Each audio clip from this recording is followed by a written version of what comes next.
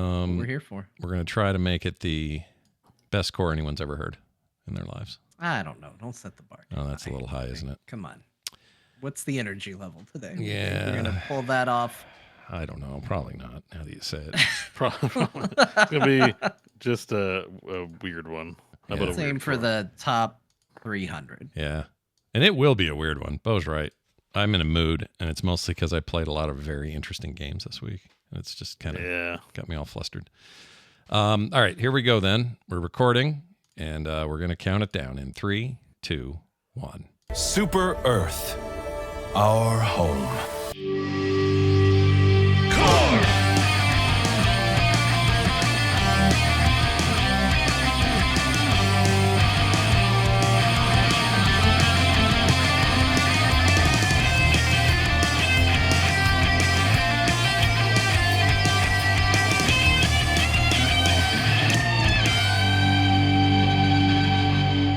Hello, everybody. Welcome back to Core. This is Core episode 406. It's Thursday, February 22nd, 2024. I'm Scott Johnson. Bo Schwartz and John Jagger joining me today for a freshly baked episode of Core, the podcast about video games. All right? Salute me, Scott. Oh, shit. Sorry, it's this. There we go. Right. Yeah, do it right, man. Yeah, I almost did like a Hitler thing, and that would have been bad. But Yeah, not that. Don't do not that. That That's not it. Do like It's this. just this. it's pretty great. I fist kind of up. wish this was real. Like when kids are in elementary and they're learning how to do the flag thing. It'd be great if they just stood up and went like this. It's a little fascist, right? That's the point.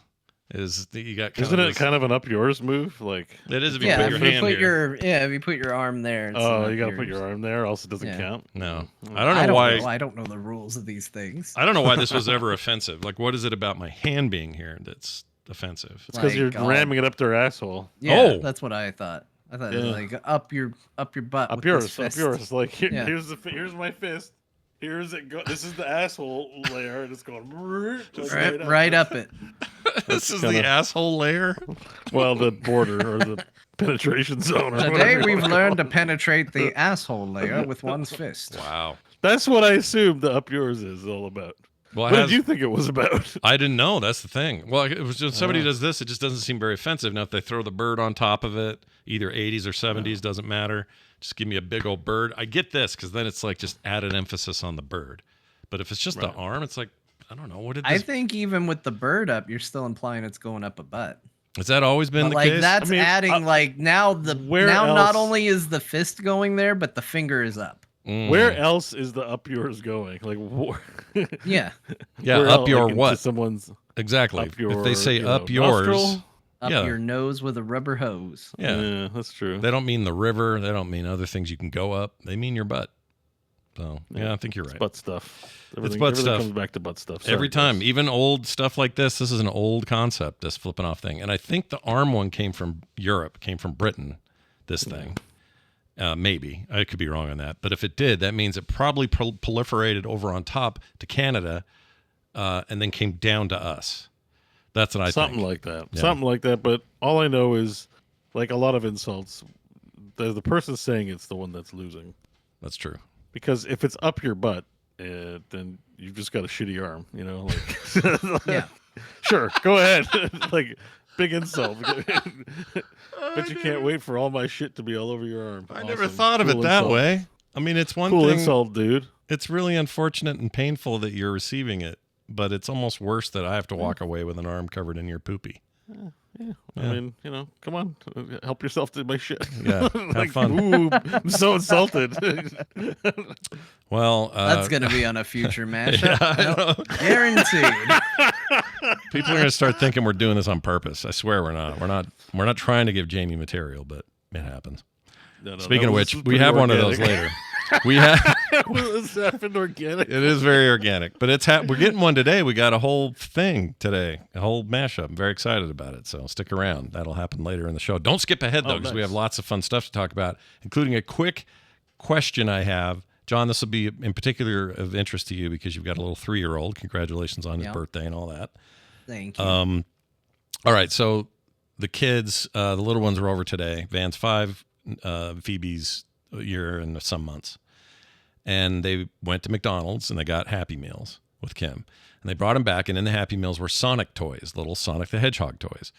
I assume to promote one of these, it feels like 10 Sonic games that are all coming out. And what they're doing right now? there's something going on with, like, they announced a bunch of them at the last.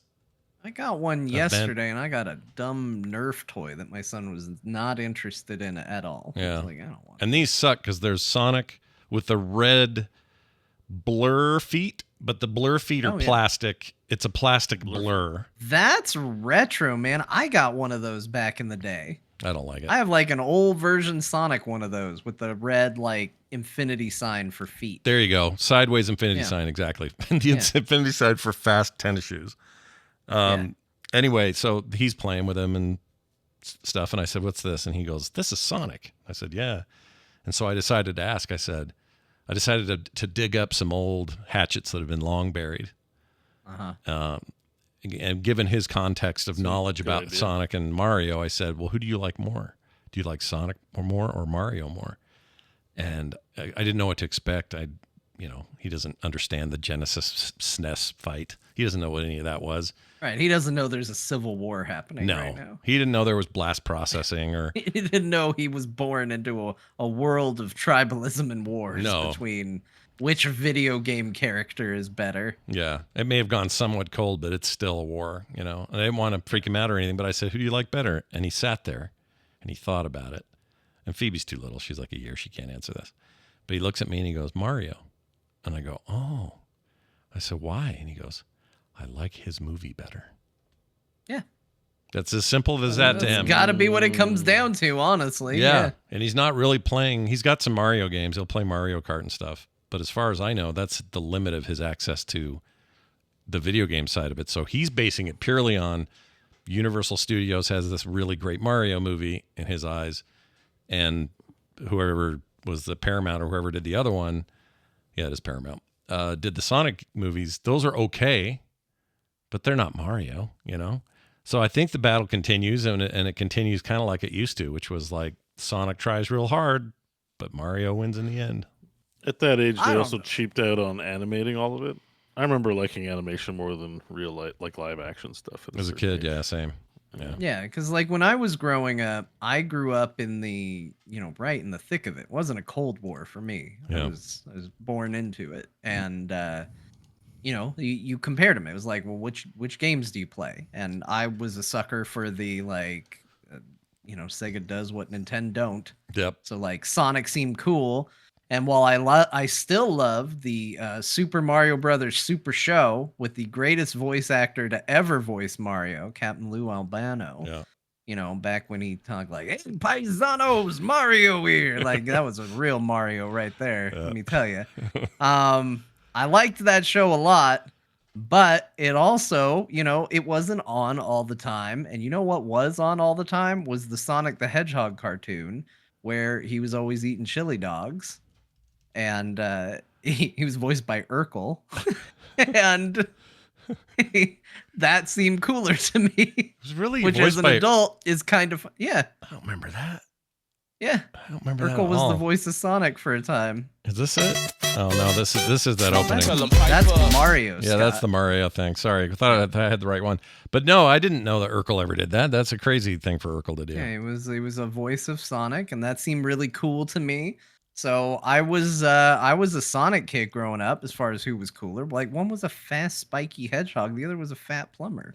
Like I liked them both, but like there's definitely one was cooler than the other as a kid. Yeah, so maybe he's weird in that he thinks Mario's cooler, but maybe because But no, like that's the thing is if I was his age, like this, what's Sonic doing? He's running around with live action people, doing boring live action things. Mario's having grand animated adventures. Like, I think the Mario movie could have been better, but I think it was really good what it was. It's a great movie. Yeah. Like, we put it on all the time. It is great. My son likes it. He recognizes Mario. He doesn't recognize Sonic because he's watched the Mario movie. So he sees that and he goes, Mario. Yeah. He sees Luigi, he goes, Luigi. He kind of doesn't say it very well, but he's 3. Most kids don't. It's hard. So he's just like Luigi or whatever he says. And, so he knows them, but you show him Sonic the Hedgehog and he's just like, it's crickets because I can't show him the Sonic the Hedgehog movie.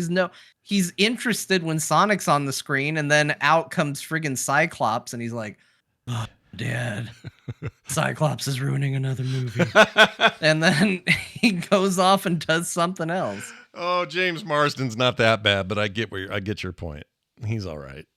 But he doesn't ruin movies. He makes some movies are better with him in them. I think he was very good in what was the Disney one? Enchanted. He was fine in that, right? He was the prince. Remember that? He was all right.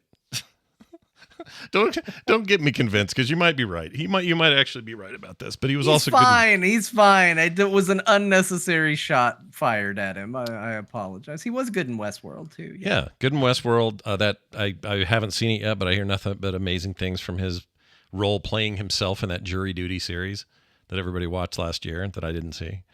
But come on, let's also be honest. When we saw him in Westworld, we were like, "Uh-oh," and then we were pleasantly surprised. That's fair.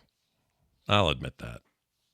Because I was worried the whole time. Really search your feelings. That is exactly how you felt. James Marsden is my Cyclops, though. Yeah. I mean, the other guy's not. The new guy's not. I'm sure whatever they do next. I like that. I like that actor too, but James. Oh, yeah. I forgot there was a new guy. Wait, who is the new guy? The new guy's one of these younger dudes. The Ready Player One guy. Yeah. Oh, yeah. Can't think of his name. What do you mean? Oh, yeah, he's all right. He's all right. He's all right. He's no James Marsden. He's no James Marsden. Just remember that. He's no James Marsden. That's true. Yeah. And that's what I was trying to say. I don't know who the new one will be when they finally get around to kicking that off, but we'll have to wait and see. Isn't James Marsden in that jury show that I need to watch? Yeah, the one I was just talking about, Jury Duty. It came out last year. It's on Freevee and Amazon, and apparently he's great in that. Plays himself. I need to watch that. Yeah. He plays himself, which is pretty cool. I'm writing it down on my calendar. I'm sending myself an email. Hang on. I think the only real issue is anytime you say his name, I think of the main character from Red Dead Redemption, and then I'm disappointed. So it's just a natural disappointment for me. I understand. I see what you're saying. Well, we've solved my problem. We can't help you. I think Van's just got it right. Like, Mario's cool, and that movie's good. Great right now. Yeah, so it's fine. And then he proceeded to keep playing with the Sonic toys. It's not like I put him off of it or something. He still likes them. No, because he understands what we have not figured out, which is you can have both. Yeah, you can have both, enjoy both, and it's okay to have opinions, and then you can all walk away and be okay with it. Maybe his generation solves all this humanity problem we have. Maybe that'll happen. Oh, I'm sorry. Just while I'm on the subject of reminding myself of things, I heard there's a new Curb season out. It started. I don't out. know if the whole thing's out, but I know it started. Yeah. Oh, I'm excited. Yeah. Well, I Sorry, didn't know. Sorry, guys. I gotta go. I gotta go watch the show. I didn't see any marketing, and I just heard it, and I'm like, I'm just making notes. So just reminders. It's the last one too. They are confirming this is the final one. Yeah, this is it. They're done after this. I mean, Larry's like 105, right? Yeah. I mean, I love him, but there's just a part of me that hoped they never really canceled it and just or ended it. And it was just that show that could theoretically anytime come back. Yeah, that's true. Even after Larry David's gone, it's still technically not been ended by HBO, and it could just come back somehow. Yeah. So it's just the rest of the cast at his funeral going, oh my gosh. Guess Larry's gone. And then just just whatever the story is, but he writes it, right? Wouldn't there be some special spice missing if he wasn't? Oh, I think so. No, I'm not saying they should. I just want to believe it could happen. Oh, okay. I see. Or they would do a season and make us think that was what was going on, but then it was all fake and he did it. And then he comes back. You know what I'm saying? Like they could pull some shit like that. Yeah. I don't know. It makes me want to rewatch it all, but if there's a new season, maybe I should just watch that and then rewatch it all. I think we'll make you realize how long that show has been on the air in existence than going back to the first episode and going, oh my God. It's this weird. was a long time ago. It aired 2 years after Seinfeld ended. Yeah. Which ended in 98. So you're talking like 01 or 2000 or something. And it's weird. It says 2000. Yeah, it's weird. It goes 24 years? Yeah. Long time, man. But there aren't enough. There's like barely enough episodes to even equal a season of Seinfeld, I think, or something. Like the seasons are so short that even though it's 24 years, it's like, I don't know, a total of, someone in the chat will know this, but it's probably 100 episodes or less or something. I don't know. Yeah, I mean, there was a big break between 8 and 9 of 6 years. Yeah. But anyway, it's 3 on. years, There are 3 of those out right now, Bo. So you could watch those and then wait for the rest, or you could binge it all when they all come out. No, I can wait for the rest. I didn't know. Mm. Usually, marketing does its job and finds its way to my eyeballs, like the Borderlands trailer, Yeah. but not the Curb. Yeah. So. Well, that's unfortunate because I'm not so sure about that movie. We'll talk about that later. Hit by the wrong That's in the things, news. man. I just dropped a little what do they call that? A Movie teaser. business? A teaser. Tease or just like I don't know. You chummed the water. foreshadowing. You chummed the water. We're all gonna. Well, you've done that in your own personal life as well. But today you've chummed the water. Yeah, I laid a shadow. Bo chums water everywhere. before. Yeah, and I chummed water. by the way, it's a Lake Run joke. But here's what's sure. funny. I'm so sick of AI generated art that it almost kills me. But somebody in our Discord did AI art aided things for us.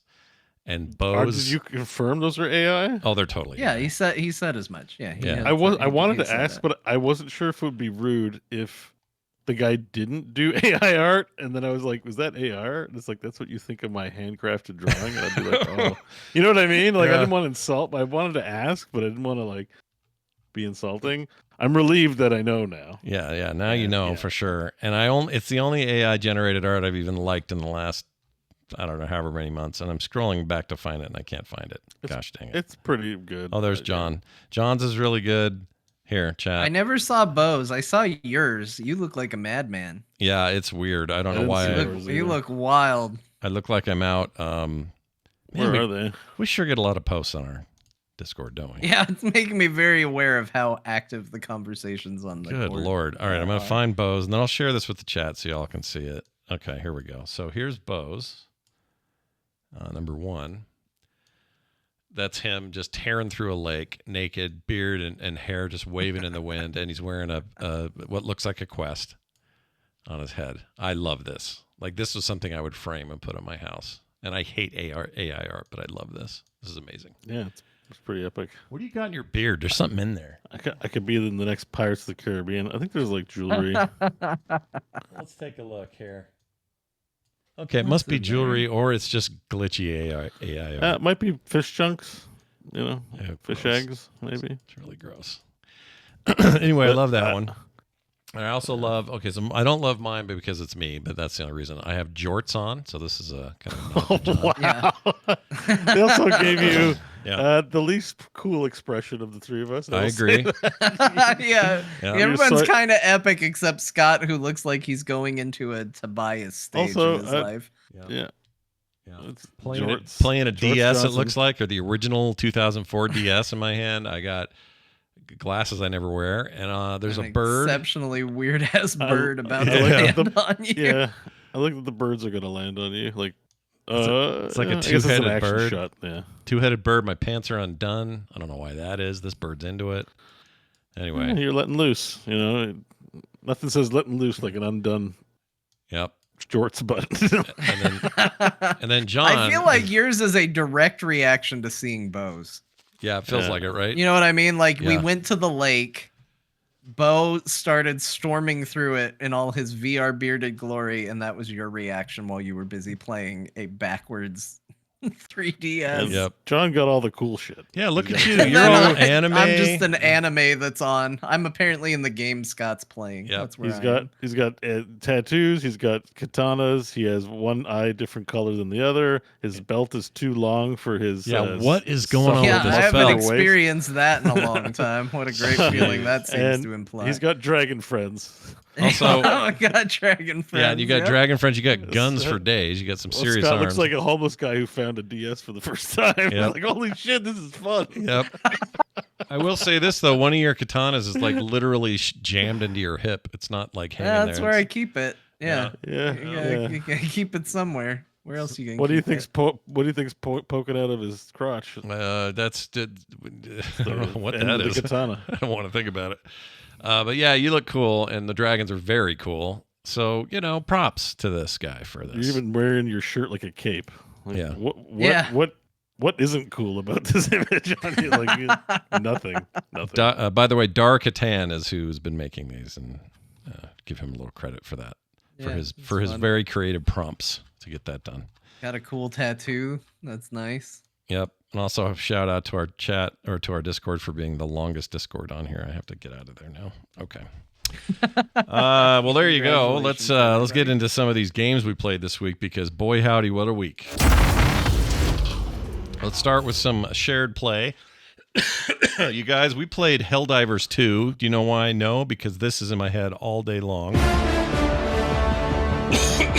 I just can't get enough of it. It's in a lot of people's head. They've been hearing it on loop for a lot of time, probably. That's right. I found a video also. So outside of the game, obviously you hear a ton of the game, but outside of the game, I found a 1 hour loop of the thing, and I've had it on just playing. I know I'll get sick of it one day, but right now I don't. I like it a lot. Anyway, we played Helldivers 2. You're not logged into the game. Yeah, exactly. Or when you're at a screen that says servers are full, try again later, and then never let you in no matter what you do. We'll get to all that in a minute. But Helldivers 2 came out, and we've all played it, some more than others. I had nothing but terrible luck over the last weekend trying to play, but we did get to play on Tuesday together. That was really cool, except I got a crash in the middle of one of our runs and lost all my progress, so that sucked. But that's part of the story. The game's having some growing pains. It is very popular right now on both PS5 and PC, and it's kind of just sort of taken over the co-op looter shooter space. Although I wouldn't really call it a looter shooter. No, it's not a looter shooter. 4-player co-op. No loot. It's just a 4-player co-op shooter. Yeah. Just shooter. Yeah. I'll pull up some video of Bo playing. Whoops, why is that got audio? Oh, I guess John's in there too. I heard me. Yeah, I'm there. Look at me. Yep, look at you. We did our session on Tuesday where we were all playing. That says hot dropping in. Yep, look at you guys with your hot bullets flying through the sky. Yeah, so it's really, really good. And weird because this is a game where its first game, Helldivers 1, was a dual stick sort of shooter thing that was top down, and it was hard. It was known for being really difficult and not very solo friendly and all that stuff. So I guess it shares some of that DNA, but it was kind of unremarkable. If I remember, people who liked it, but I don't remember it making a huge splash at all. This thing though, like we're talking like 2024's biggest bona fide monster hit outside of Pal World, maybe. Yeah, it certainly feels this one has more critical acclaim. Pal World had a number of controversies attached to it, which were overblown, but yeah, it was definitely a hype beast. Like you could look at Pal World and say like it's very hypey. This, I think the reaction universally has been, I don't know, another shooter game, co-op, whatever. And then people getting in and being like, oh, this is really good ice cream. Holy shit. Yeah, really good. Just, like the Pokemon with guns kind of sells itself. This doesn't. You don't hear the pitch for this and go like, oh, I have to play that. And that's why I even stayed out of it. The only reason I played it was because you guys were all asking, and I'm like, I'll take the bullet on this one. I'll buy it and see what's up. And then when I got in, I was like, holy shit. So it's really great in here.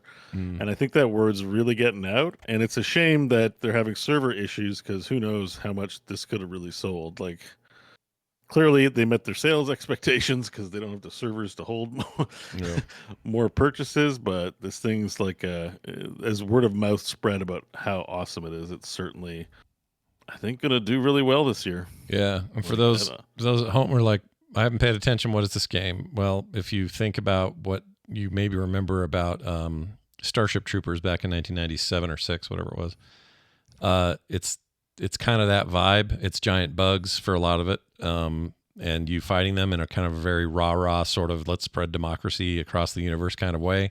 Game's very tongue-in-cheek, very funny in that regard. It really nails that aesthetic as far as I'm concerned, like that, just that whole vibe of we're going under the banners of freedom, and just like this silly frosting on this cake really works for it.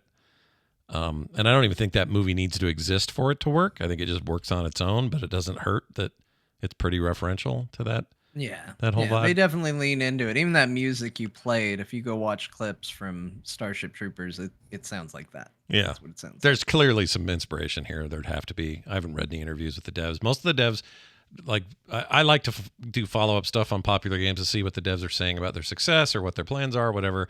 Most of the conversation's been, well, we're just working on back-end server shit, and If you haven't bought the game yet, you know what? Go out and take a walk, touch some grass or something, because things are kind of effed right now. And Like, JK, everyone, it's early access. We forgot to put the label on yeah. it. Yeah, it does feel that way a little bit. I mean, the thing is, though, Yeah. when you get in there, the actual game, like the shooting, the movement, the traversal, the everything, all the mechanics, that all feels great. I'm not having any issues in there. Like, that stuff doesn't feel like a game that isn't working. It only feels like that when the servers are down or super bogged and I can't get in them, or I get kicked out in the middle of a match. But the actual gameplay, when you're playing, this is a badass mother effing game. It's so good.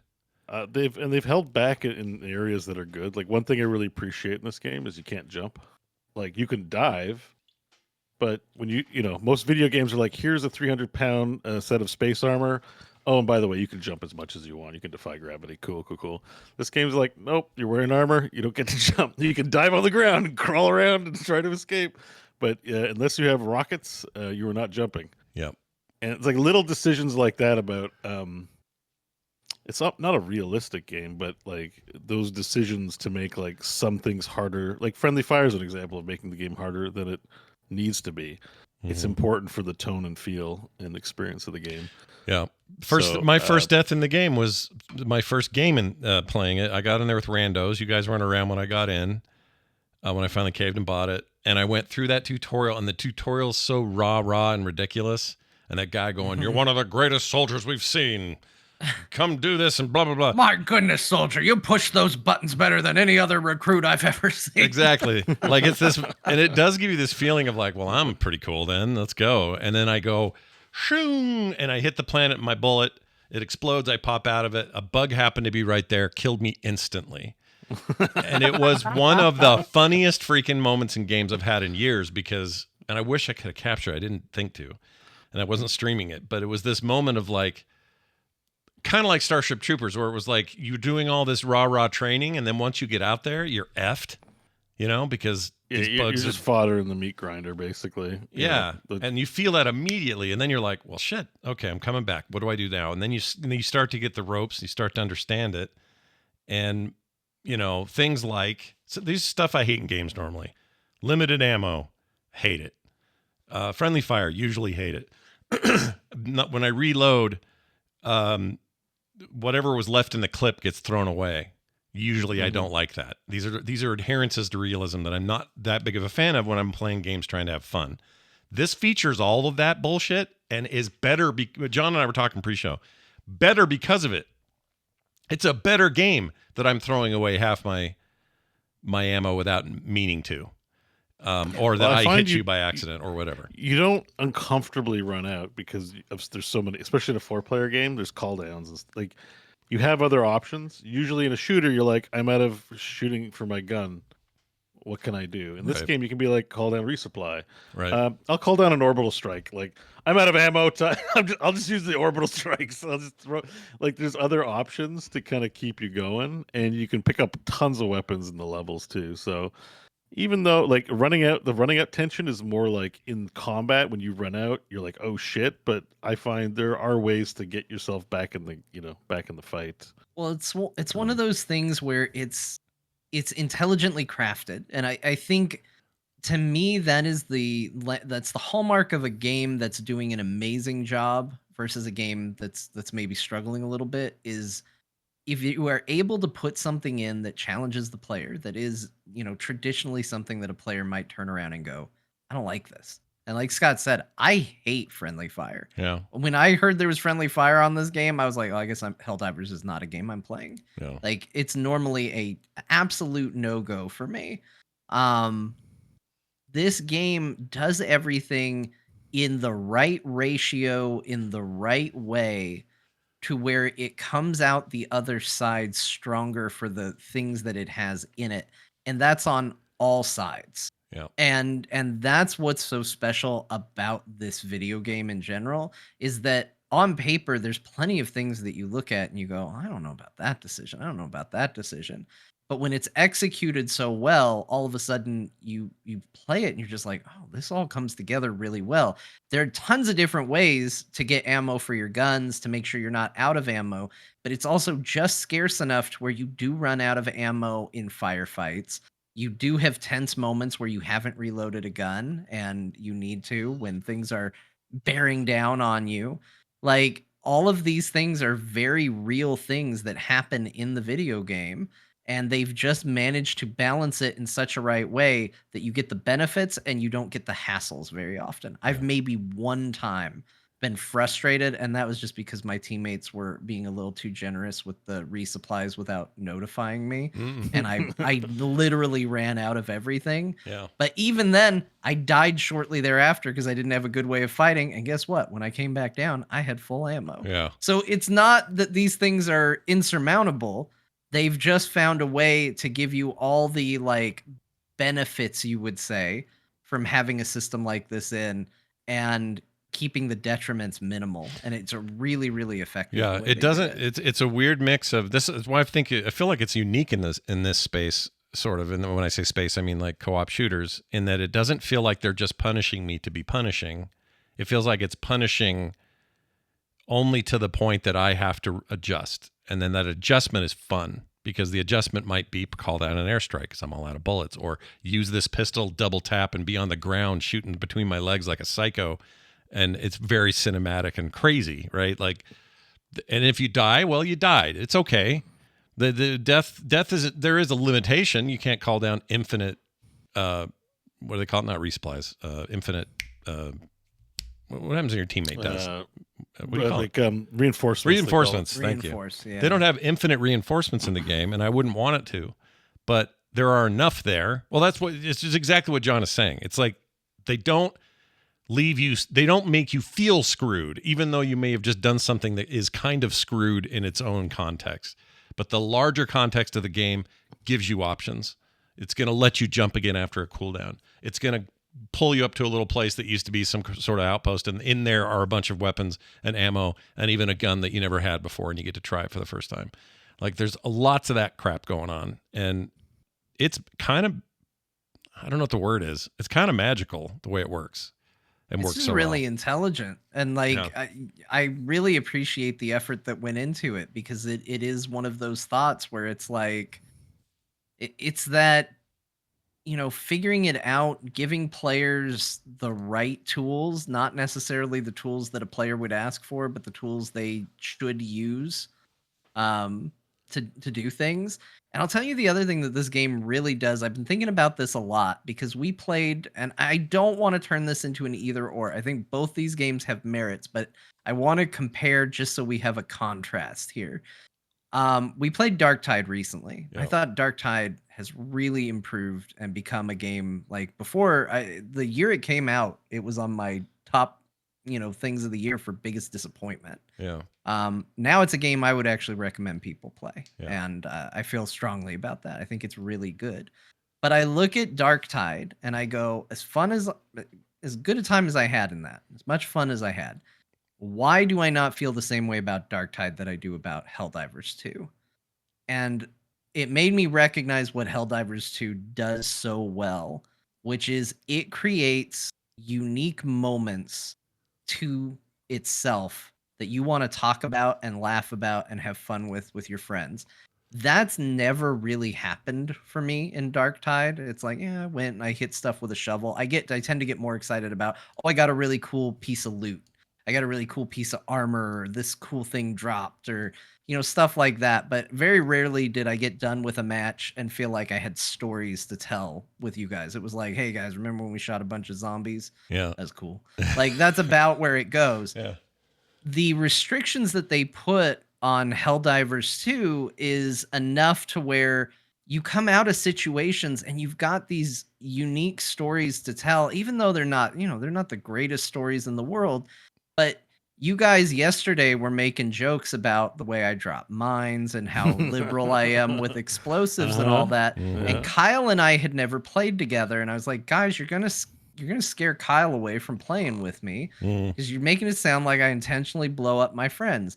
Well, sure enough, later that night, Kyle and I played together, and we got into a match where we were just way being outperformed by the computer. We were going to lose, and it was pretty much a guaranteed we were going to lose, but maybe one or more of us would extract and we could at least get out of there. And Mhm. maybe that's what we could get.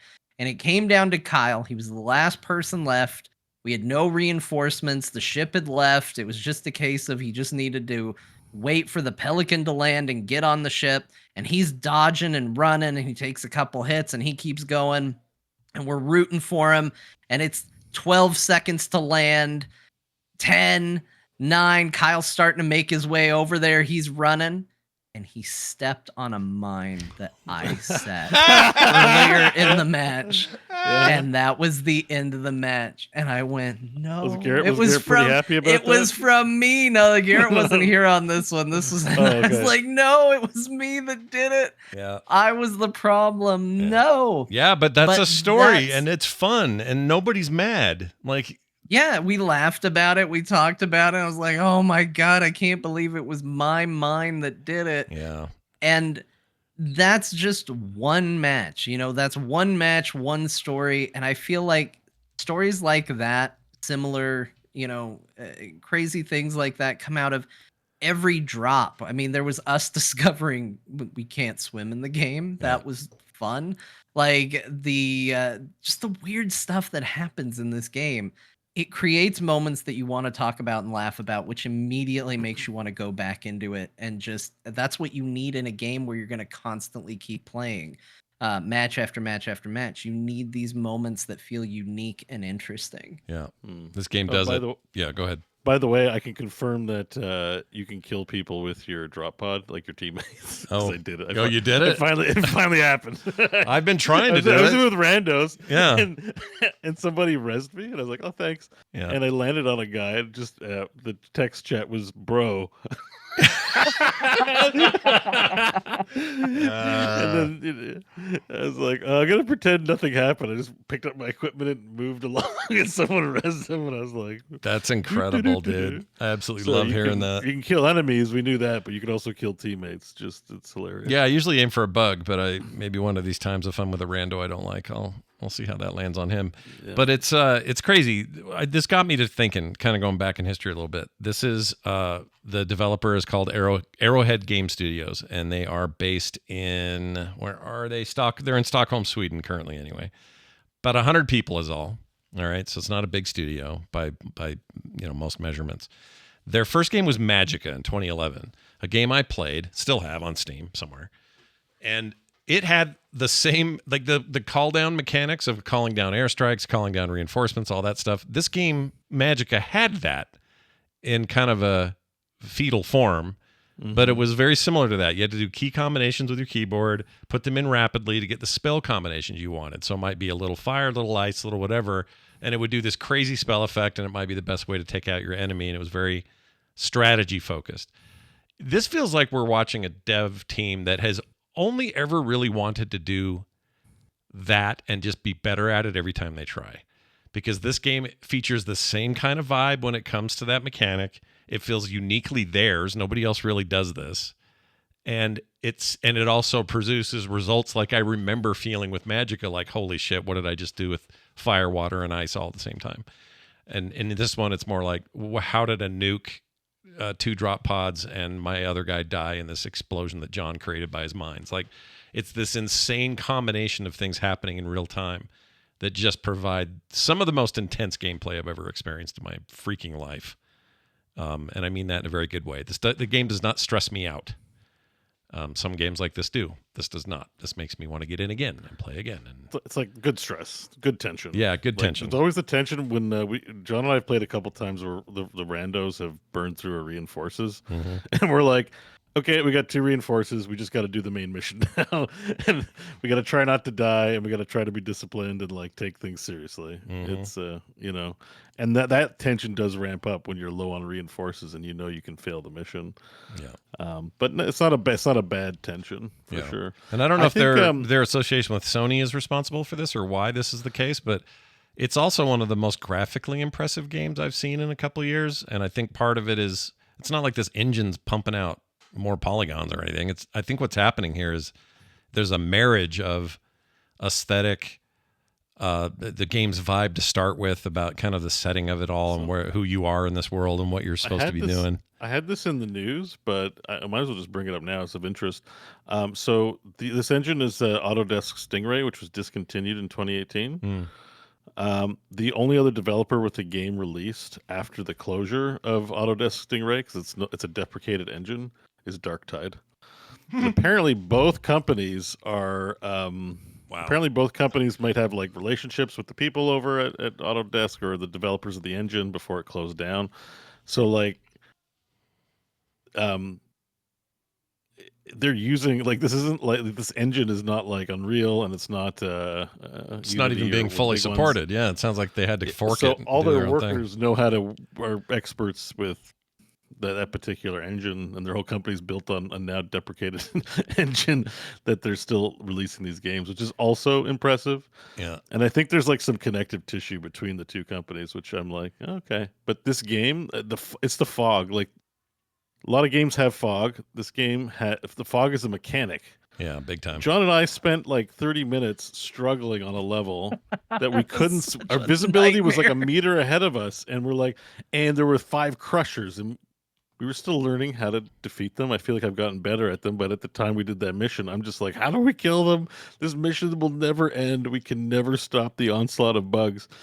And then finally we learned, because the game doesn't explain these things to you, or it does, or you can't pay attention because you're too busy killing aliens or spreading democracy.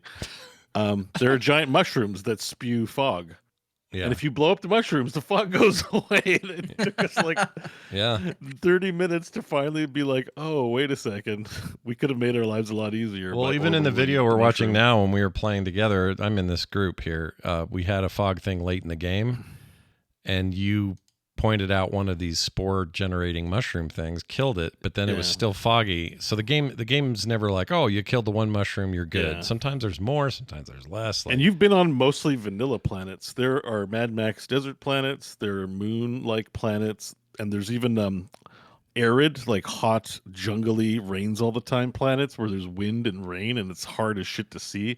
Not because of fog, but because of rain. Yeah. And like it actually emulates muddy rain shit. And so that's another thing that this game, I hope they have like more up their sleeve, because on the map it looks like there's a zone for another alien race to come in. Maybe a couple. But also, all the planets are selectable and have a liberated tag, which means like how many environments are in this game. Yeah. I feel like I've only played on 6 to 8 planets, and all the environments are diverse. And they're not just, oh, it's a different set of colors to look at. Every planet seems to have mechanics. Like I'm trying to get this bug to hug me, and he's running away from me. Oh, I remember this. He wouldn't. Yeah. So there are plants. There are things you can step on that slow you down. Big fart plants that, like, if you step on it, it makes a cloud of fart, and you can't see anything. Yeah. Like there's all kinds of mechanics relating to the environment, climate, and weather that they've taken the time to do, and I really appreciate. It's hard to undersell. What makes this game good is the amount of time they spent ironing out the little details, where most shooters are like, okay, we got to get the guns, they need healing packs, we need to make enemies, and the level is just, the level. Like, you just go through the level. And this is like, yeah, but the level's more than a level. It's a planet. What kind of plants does it have on it? What kind of geometry? Does it have lakes? Because our soldiers are going to drown in lakes. We learned that, I think, in that mission you were showing too. All 3 teammates went swimming and died. Well, one of them died. I was hoping all 3 would die. Me make them funny. Because you knew, right? You knew before they went in the water they were going to die. Yeah, I knew. But I was like, I'll let them go swim. Let you guys test it out. Maybe I'm wrong. I wasn't 100% sure. And John, I was the only one who died because I jetpacked out into the water. So everybody else hey, stop trying to swim. You don't swim. You gotta get back where you can walk.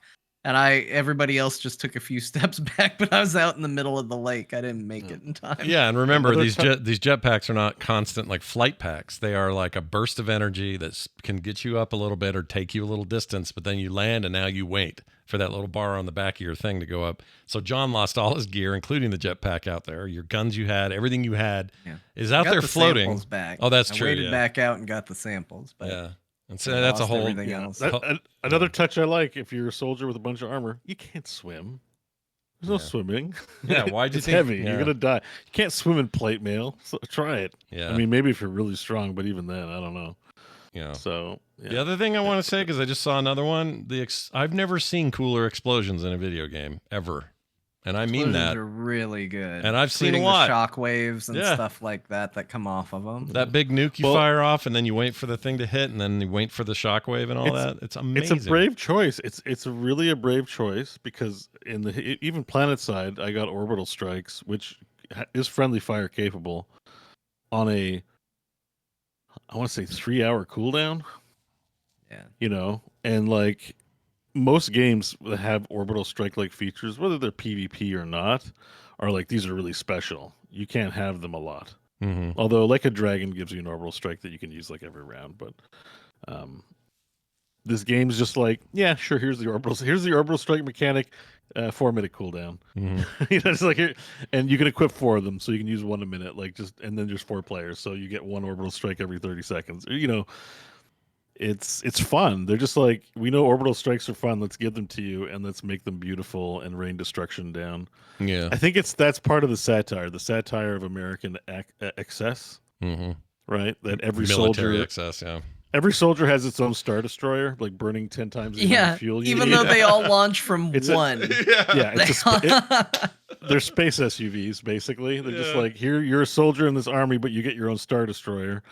And like, it's the humor is reflected in the planet, because when you go to different parts of the planet, you'll fly to that area, and you can see how like the place is littered with 800 Star Destroyers in the sky. And it's just like, could we not have taken one ship? Like, wouldn't that have been more environmentally friendly to the universe to just take one ship to the theater of operations? Nope, everyone got their own SUV.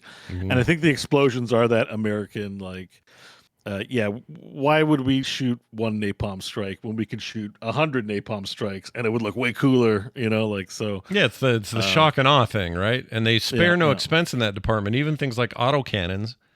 I mean, they just about put me into a seizure, this one I was standing next to. They're showing one right now. It's just... and it's so bright and so like reflected in the world, and the meaty sounds of it all, and the impact. There's a feeling in the screen when a strike happens where the screen kind of doesn't shake like a regular video game. It's more like a yeah, and it just feels dangerous and scary and intense, and there's nothing. I've never played a game that had that kind of pyrotechnics to it. It's crazy. Yeah, it's a sight to behold. Like, even just seeing, we haven't even seen the nukes yet. Yeah, there are like, what are they called? Slow boys or something like that. They're basically ones you have to punch codes into and then run away. Yeah, John tried shooting it, I think, while I was arming it. Oh, the hell bombs. Hell bombs. Hell bombs. Hell bombs are great. Yeah. They make massive explosions. It was funny as shit, I don't know though. If we talked about this last week. I posted a meme of one that happened in one of my games with John. In there. That was pretty good. The other night, you guys forgot that you have to place it, and then you got to go do the code. So Bo places it, or John did, or something, which is just throw a grenade marker, right? And then somebody goes, "Get out of here, go! We got to get the F out of here!" And everyone's running like crazy. And then we realize nothing's happening. This thing's not exploding. Oh shit! Someone has to go do the code. So then somebody goes back, does the code, and then it's the most insane, earth-shattering explosion. Oh yeah, we did see one. Yeah, we did one in that mission. Yeah, okay. That was pretty great. That was pretty great. Yeah. Anyway, it's a hell of a thing. What a winner. What a winner of a game. Like, honestly, I'm rooting for it. And you know what? It's been a little while. Like, I've liked a lot of games. We talk about games every week. Yeah. This game is one where I'm just like thinking about it constantly. I want to play it constantly. And I don't know, just very, like John, you guys said last week, Bo likes a game when he's getting all into it and role playing and shit. But when you start to see all your avatars and all your social accounts change to be part of the game you're playing, and your voice, you create a character for it. I love it. So good, love this game. It really is. Don't something. love it solo, but matchmaking's gotten better. So definitely, yeah. They put the matchmaking back in. I feel like there was a period of time where it doesn't, but now if you do quick play, you will probably get a match. Yeah, for a while there, you couldn't. If you turned off crossplay, you had a better chance of getting in, which makes no sense because you'd think more players meant more easy to get in, but there was a problem with that. They've apparently fixed that. So it's a work in progress in some of those ways, but it's, once you get in, like I said, it's There's never a It's point one where of those things. If you want a perfect gameplay experience, don't get the game right now. Yeah. Like they're figuring server stuff out, but like, sometimes you see a game come out and you go, how are they going to fix this? Yeah. Like it's got too many problems, and sometimes against all odds they get fixed. This is a game where the biggest problem are fixable problems. Like it's server issues. It's not being able to get in the game. It was disconnects and crashes and stuff like that. It's not the game isn't fun. And one other thing we didn't talk about, this is a game that has some monetization in it. It has one of the most like generous monetization structures I've ever seen. Usually you get in, you see the currency page, and it's, start at $5 and work your way to $100 best value. This game's currency maxes out at $20 best value. And that $20, their store right now, at least, the time of recording, their store is 4 items that rotate every 2 days. And for $20, I have been able to buy, if I want, all 4 items for at least the past 3 transitions without having to spend more money. Yeah. I could completely clear out the store and not have to throw more money at it. It is incredibly generous with what they give. Again, your own, don't go spending money you don't have. But it also doesn't feel necessary. Like nothing in there has felt like, oh God, I have to get that. Like it's just some different style armors and stuff like that. If you kind of want to get away from the current aesthetic quickly, it's a good way to do it. But it's a game that really, again, respects your time, respects your money. The only reason I bought in was because I was a fan of the game. I like supporting games that I feel deserve the support, and I felt like this game did. So I'm blown away by the things this game does and how well it has excelled at virtually every aspect, connection issues aside. Yeah, and it's got there's a litany of things that it does so well that I really hope other games pick up on. There's things happening in this game that I wish just were straight up in Darktide and could be in Darktide. It's a different game, it's a different kind of shooter, but I still think there are things about it that a lot of things could learn. And the deployment system alone is worth copying. Maybe not exactly the way they've done it, but just giving that kind of variety to what you're doing. And that gets more interesting the more you unlock, right? The level grind is not quick, but when you unlock additional slots and additional abilities and you pay for those abilities, now you can slot them in each time you go down. You can be very strategic about what you're taking with you. That just adds so much replay value to the game and changes every run. I don't even know if the levels are procedural. I assume they are because I never know where the hell I'm going, but it almost doesn't matter. If these are all handcrafted, it doesn't matter because it's so chaotic. I think they're like procedurally generated. I've played 50 missions. I got the achievement for it. It never feels like I drop in the map and I go, oh, it's this map. I know where I'm going. I'm always looking at my map and going, I think they drop it in spots. Yeah. Like a Diablo map. So the only complaint I have one complaint, and it's nothing about connectivity because that stuff works itself over time. They need to fix that robot mission. That thing is effed. That one they have already. The one we were on the other day because that freaking sucked. I did confirm I did an escort with some teammates, and it was we were not overrun. Although I will say, last night the mission I was talking about with Kyle in the mine was one of those missions. It was on a higher, I think it might have been on challenge difficulty 6 though, and we had a full squad of people and we got massacred.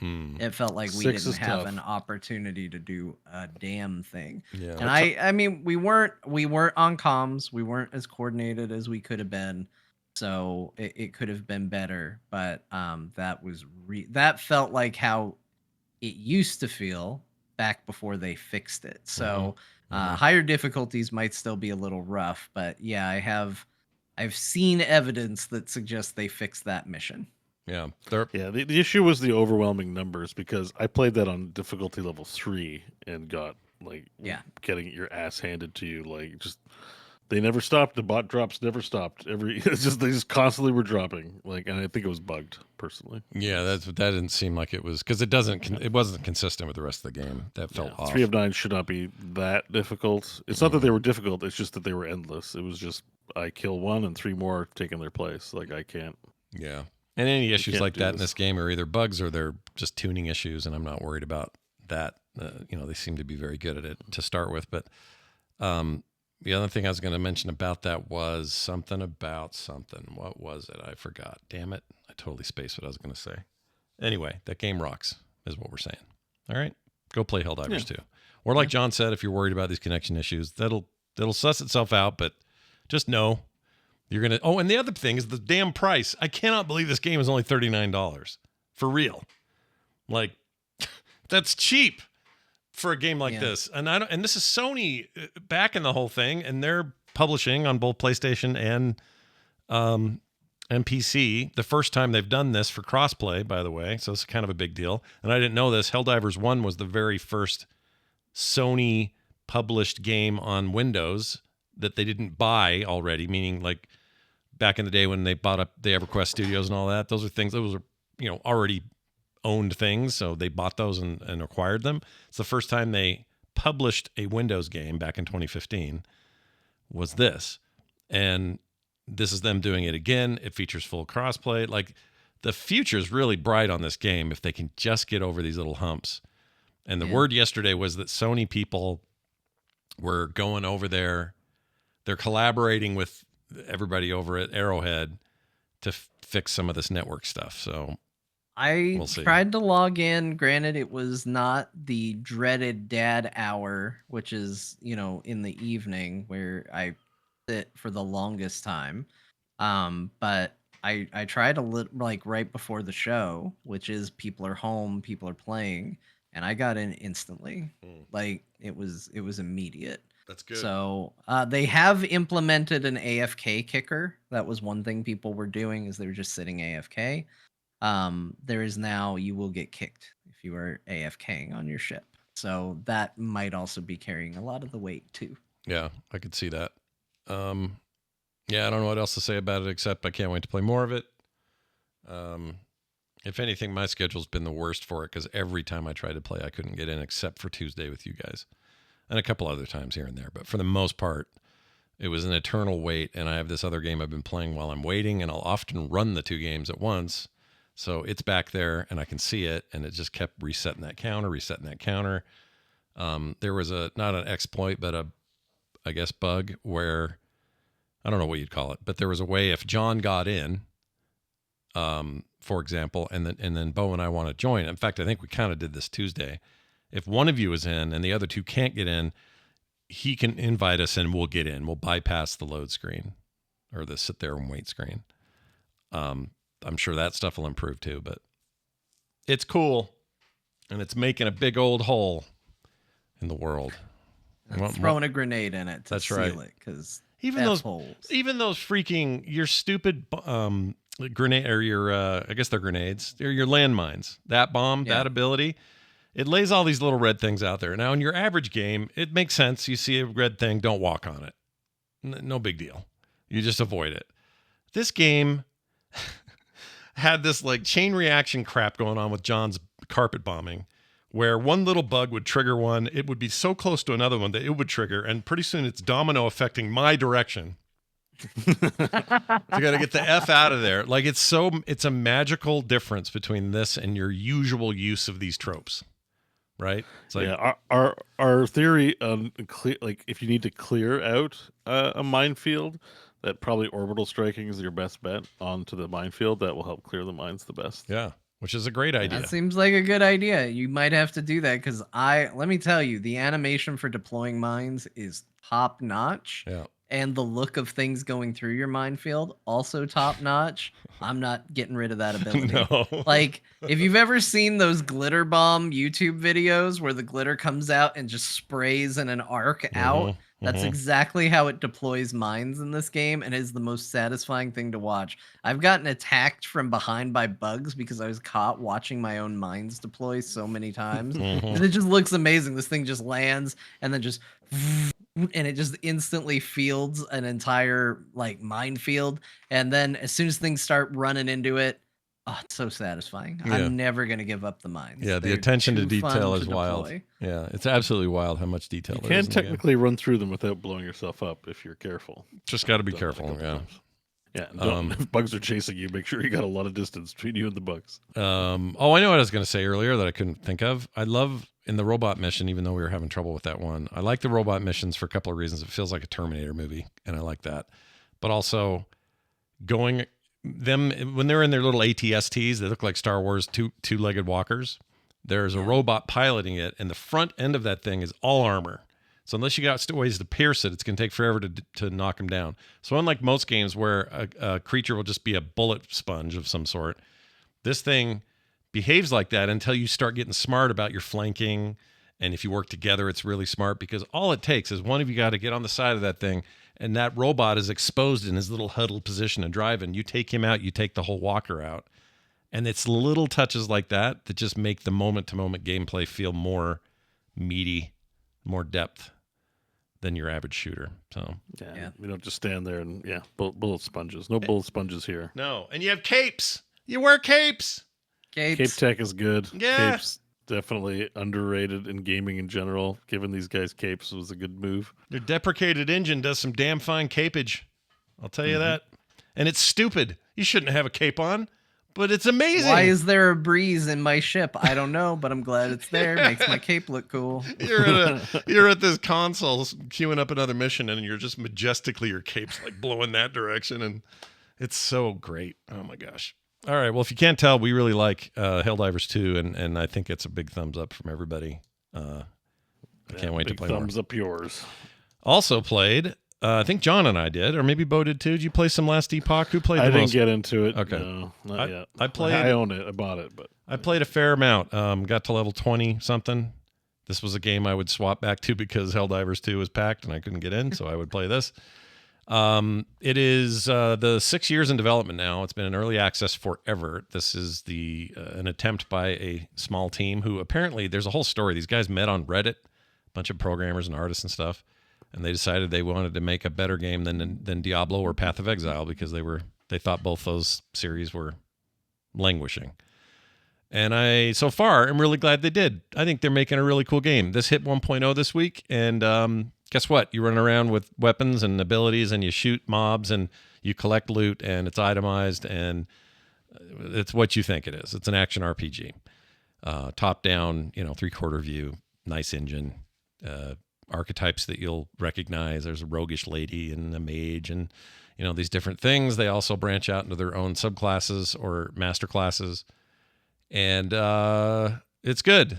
I will say I don't know if this is a bug or intentional because somebody in our Discord told me that this has been there for a long time. So it makes me a little concerned. But I did a thing yesterday that threw me. I had a big boss fight. It was kind of a hard one. It was kind of a long boss fight. Lots of ads. The main boss was pretty tricky. I did finally take him down, and he exploded with loot. Tons of loot. And that was great. I was like, sweet, take this loot. I know how this works. I'm going to get all this loot. And then the guy goes, I don't have enough room for more loot, or whatever he says.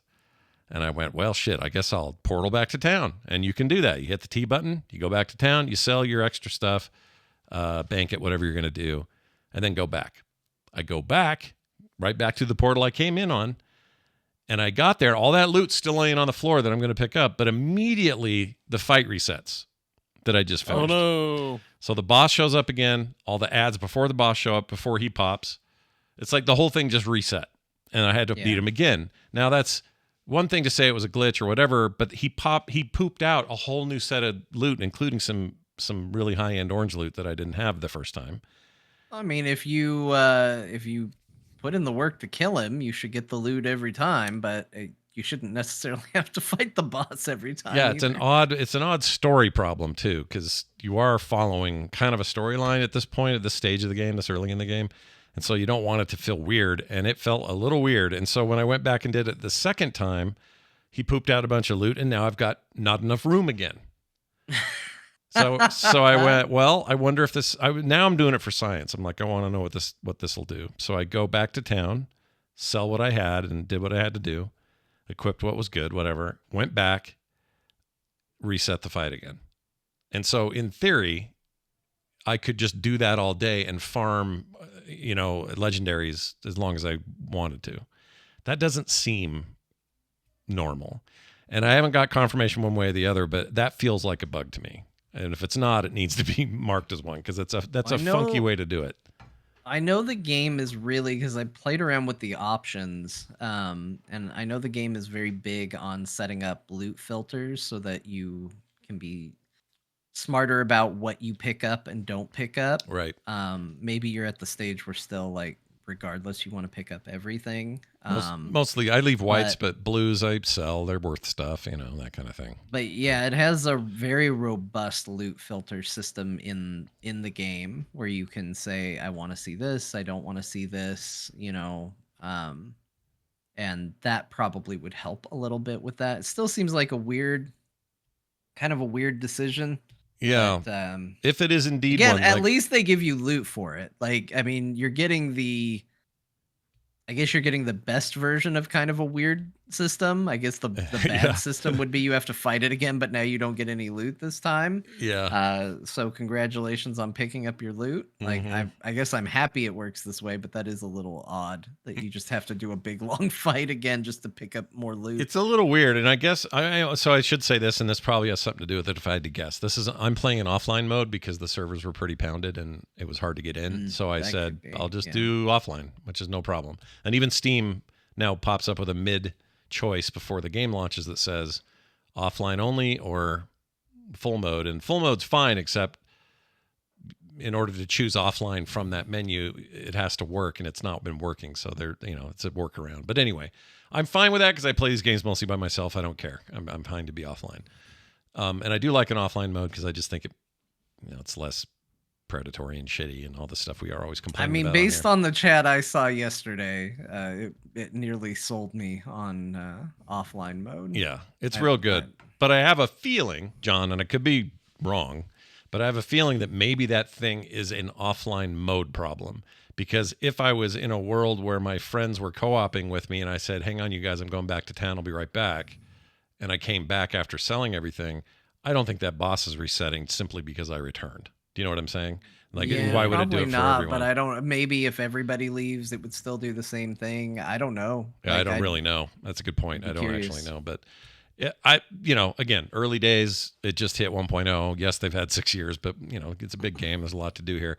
Where I think the thing will shine as time goes on, and I'm really enjoying it on all the basic reasons that you like ARPGs. The combat is fast, fun, fluid. I'm playing a mage, so things are really explosive and bright and lots of cool effects and everything. It feels as good as any Diablo gameplay to me. Like I'm not.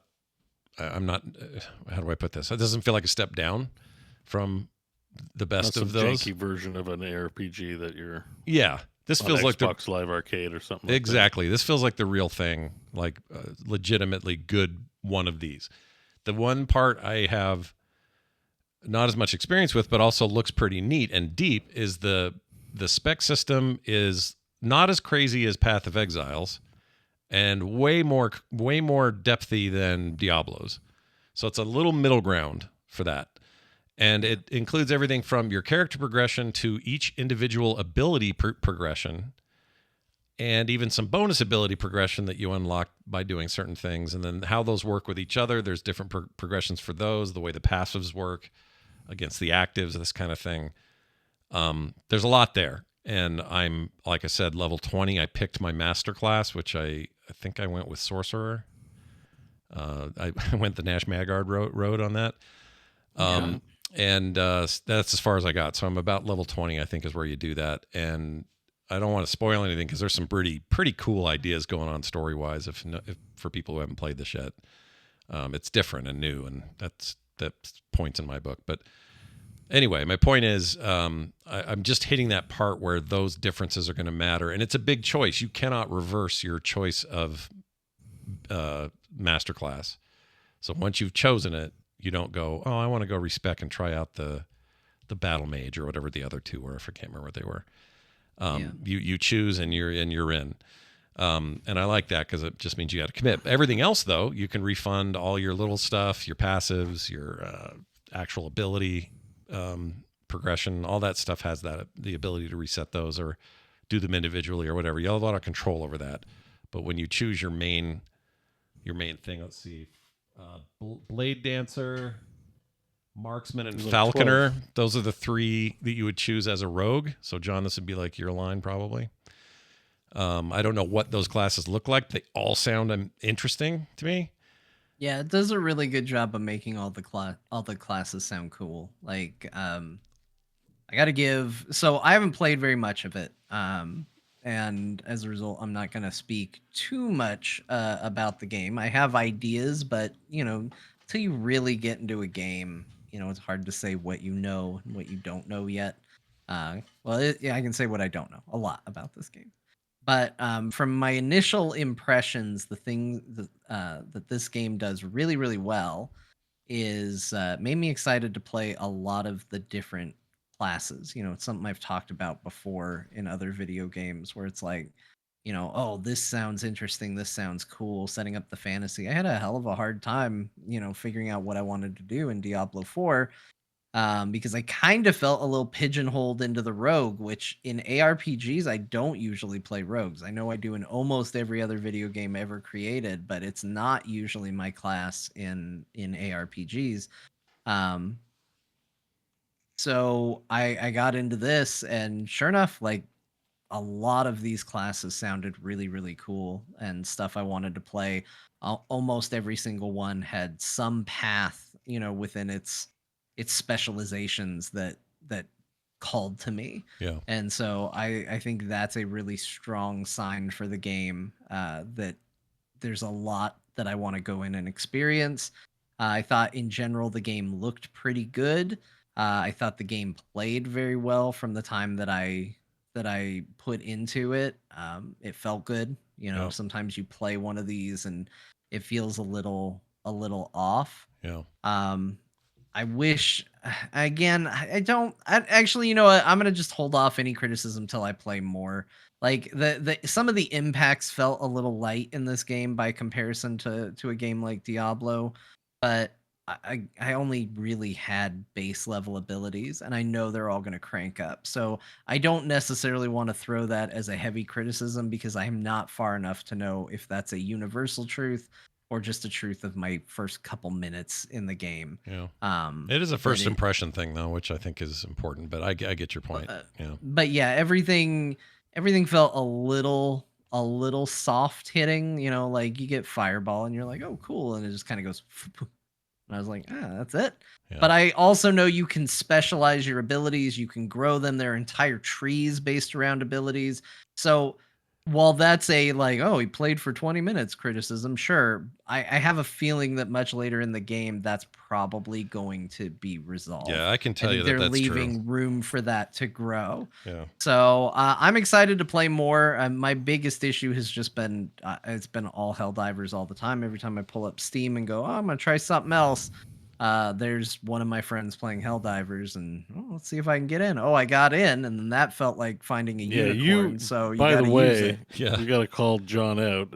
He has special access to Helldivers, the rest of us don't. He got in twice in the time I was spent 3 hours not even getting in that one day. It felt like yeah, you maybe got some twice. You had some good luck. It's like but... got servers in Phoenix or something. I don't know what was going on there. But yeah, I've had in the evening, once everybody's gone to bed and I kind of have unbridled access, that's when my bad luck shows up. But in little bits and pieces here and there, I've had an amazing ability to get in and beat that game's loading screen. Now it hasn't been much of an issue, but yeah, for Last Epoch, I want to play more of it. I'll probably have more thoughts as I get more time in it. I've only really spent about 20-30 minutes in the game, so yeah, hardly anything in the grand scheme of things. And so I don't want to be too critical of it. I do think that the game seems very, very good and very, very interesting, and in a world where an ARPG that I was really excited about isn't really cutting it for me, I'm excited to have one that I'm excited to play. Well, I wanted to make sure to say that too. If you are one of the players out there, one of perhaps many who are just a little disenfranchised with where D4 is right now, or have had it with Path of Exile or whatever. I think this is probably a good answer for those people, especially if you long for the days where these games were less about stores and fake currency bullshit, and they were more about go play the game and enjoy the systems, and it's a big, long, awesome thing, and here's Endgame. Like, if you miss that as the focus, this brings that back pretty hardcore. I would also say that if I forgot what I was going to say. Boy, that's twice today. Boy, that's good. We were talking earlier about It's the first thing that goes, Scott. That's the first thing. My memory of games I just played. I know what it was. This game has. I thought of you immediately, and you've already met him. I think if you've been in 20 minutes, maybe not. You got to save him. But there's an old dude who's a lot like a certain Deckard Cain feller. he's in here now. Yeah, and he even has like what looks like a kind of a butterfly fairy creature that follows him around everywhere, which made me laugh because that to me is like them poking fun at how he died. But he's like this, we must find the answers to the stuff. He almost even sounds a little like Deckard Cain. Now, I'm not saying they're lifting him. It feels like a tribute. I feel like if Blizzard isn't going to use him, then, somebody should. Somebody ought to use him. You left money on the table. You spent your entire budget on building a storefront instead of a good game. We can at least have Deckard Cain somewhere where somebody cares about gameplay. Yeah. So you have this guy, this old wizened dude who knows everything and wants to help and stuff. And so there's that aspect to it. The music's good. The aesthetic is really nice. The UI is really nice. Like, this doesn't feel like a game. When you tell me, hey, a bunch of Redditors got together and made a game, that's almost kind of a put off because I'm just like, I don't know. It's cool that people can do that, but it was, is this like us making Lake Run? Like, what are they doing over there? Right.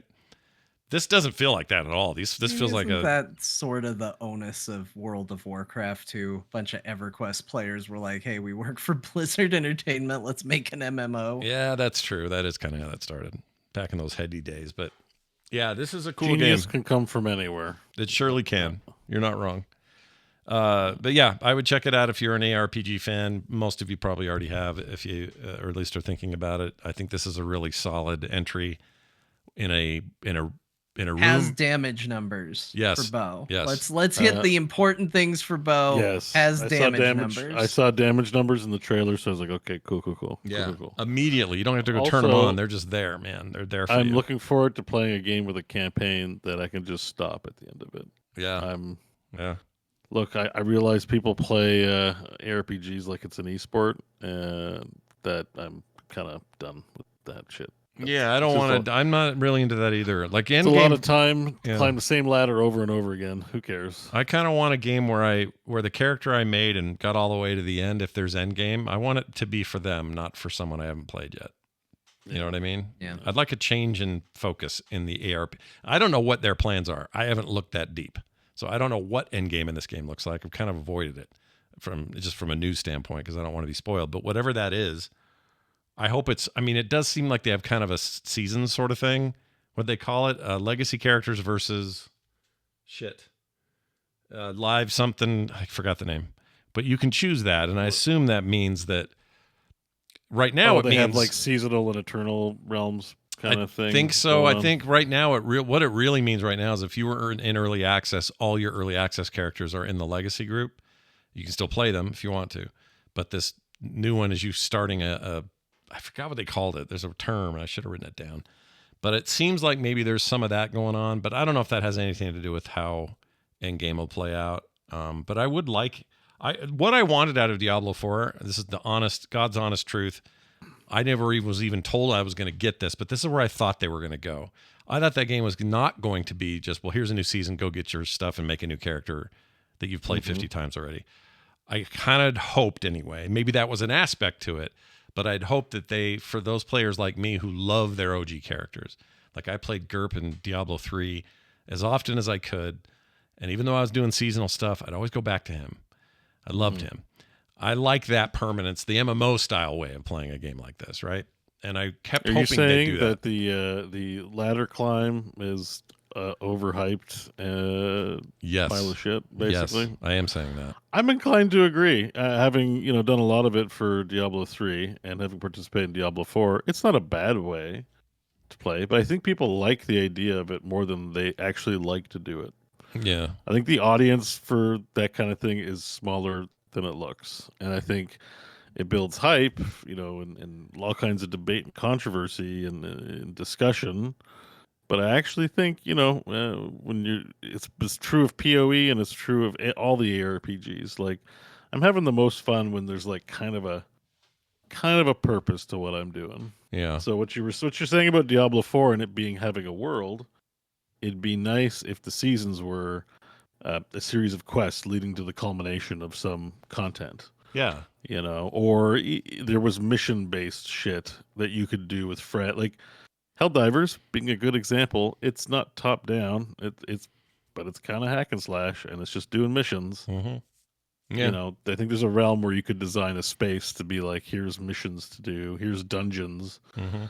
I'm so the one picking part about. I mean, I think this of all ARPGs, but they don't make their dungeons deep. Mm. I feel like dungeons should be like 50 levels. Like that's a dungeon, like the first Diablo. Like go down deep into the dungeon. Yeah, I do kind of. And somehow no one can picture a dungeon more than 3 floors deep. And I'm like, what's wrong with you guys, man? Monsters live deep underground. You got to like go real deep to get like the crazy ass monsters.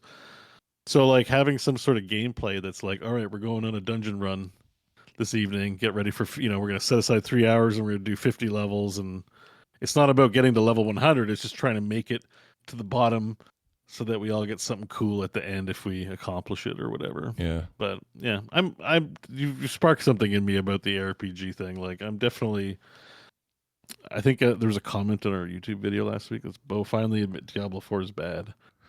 And I'm like, you guys gotta get over it. It's a good game. If you want to play the campaign and get a solid 40 hours out of it, it's good. Yeah. If you want to play it every day for the next 3 years, they're all terrible games because you should play like any other game than an ARPG that much. You should play any sport as currently constituted. Yeah. So that's why, and that's my point. They're all terrible games in that regard. That is one way this genre could really do something new, is to get away from that loop of what they are now and become what we all thought they were when we first played Diablo 1 or 2, where it was like, it's such a big world, and is it endless loot and stuff? I'll never find everything, and this world, it's so much depth, and the dungeons are never the same. Like that feeling, that's what I like about these games.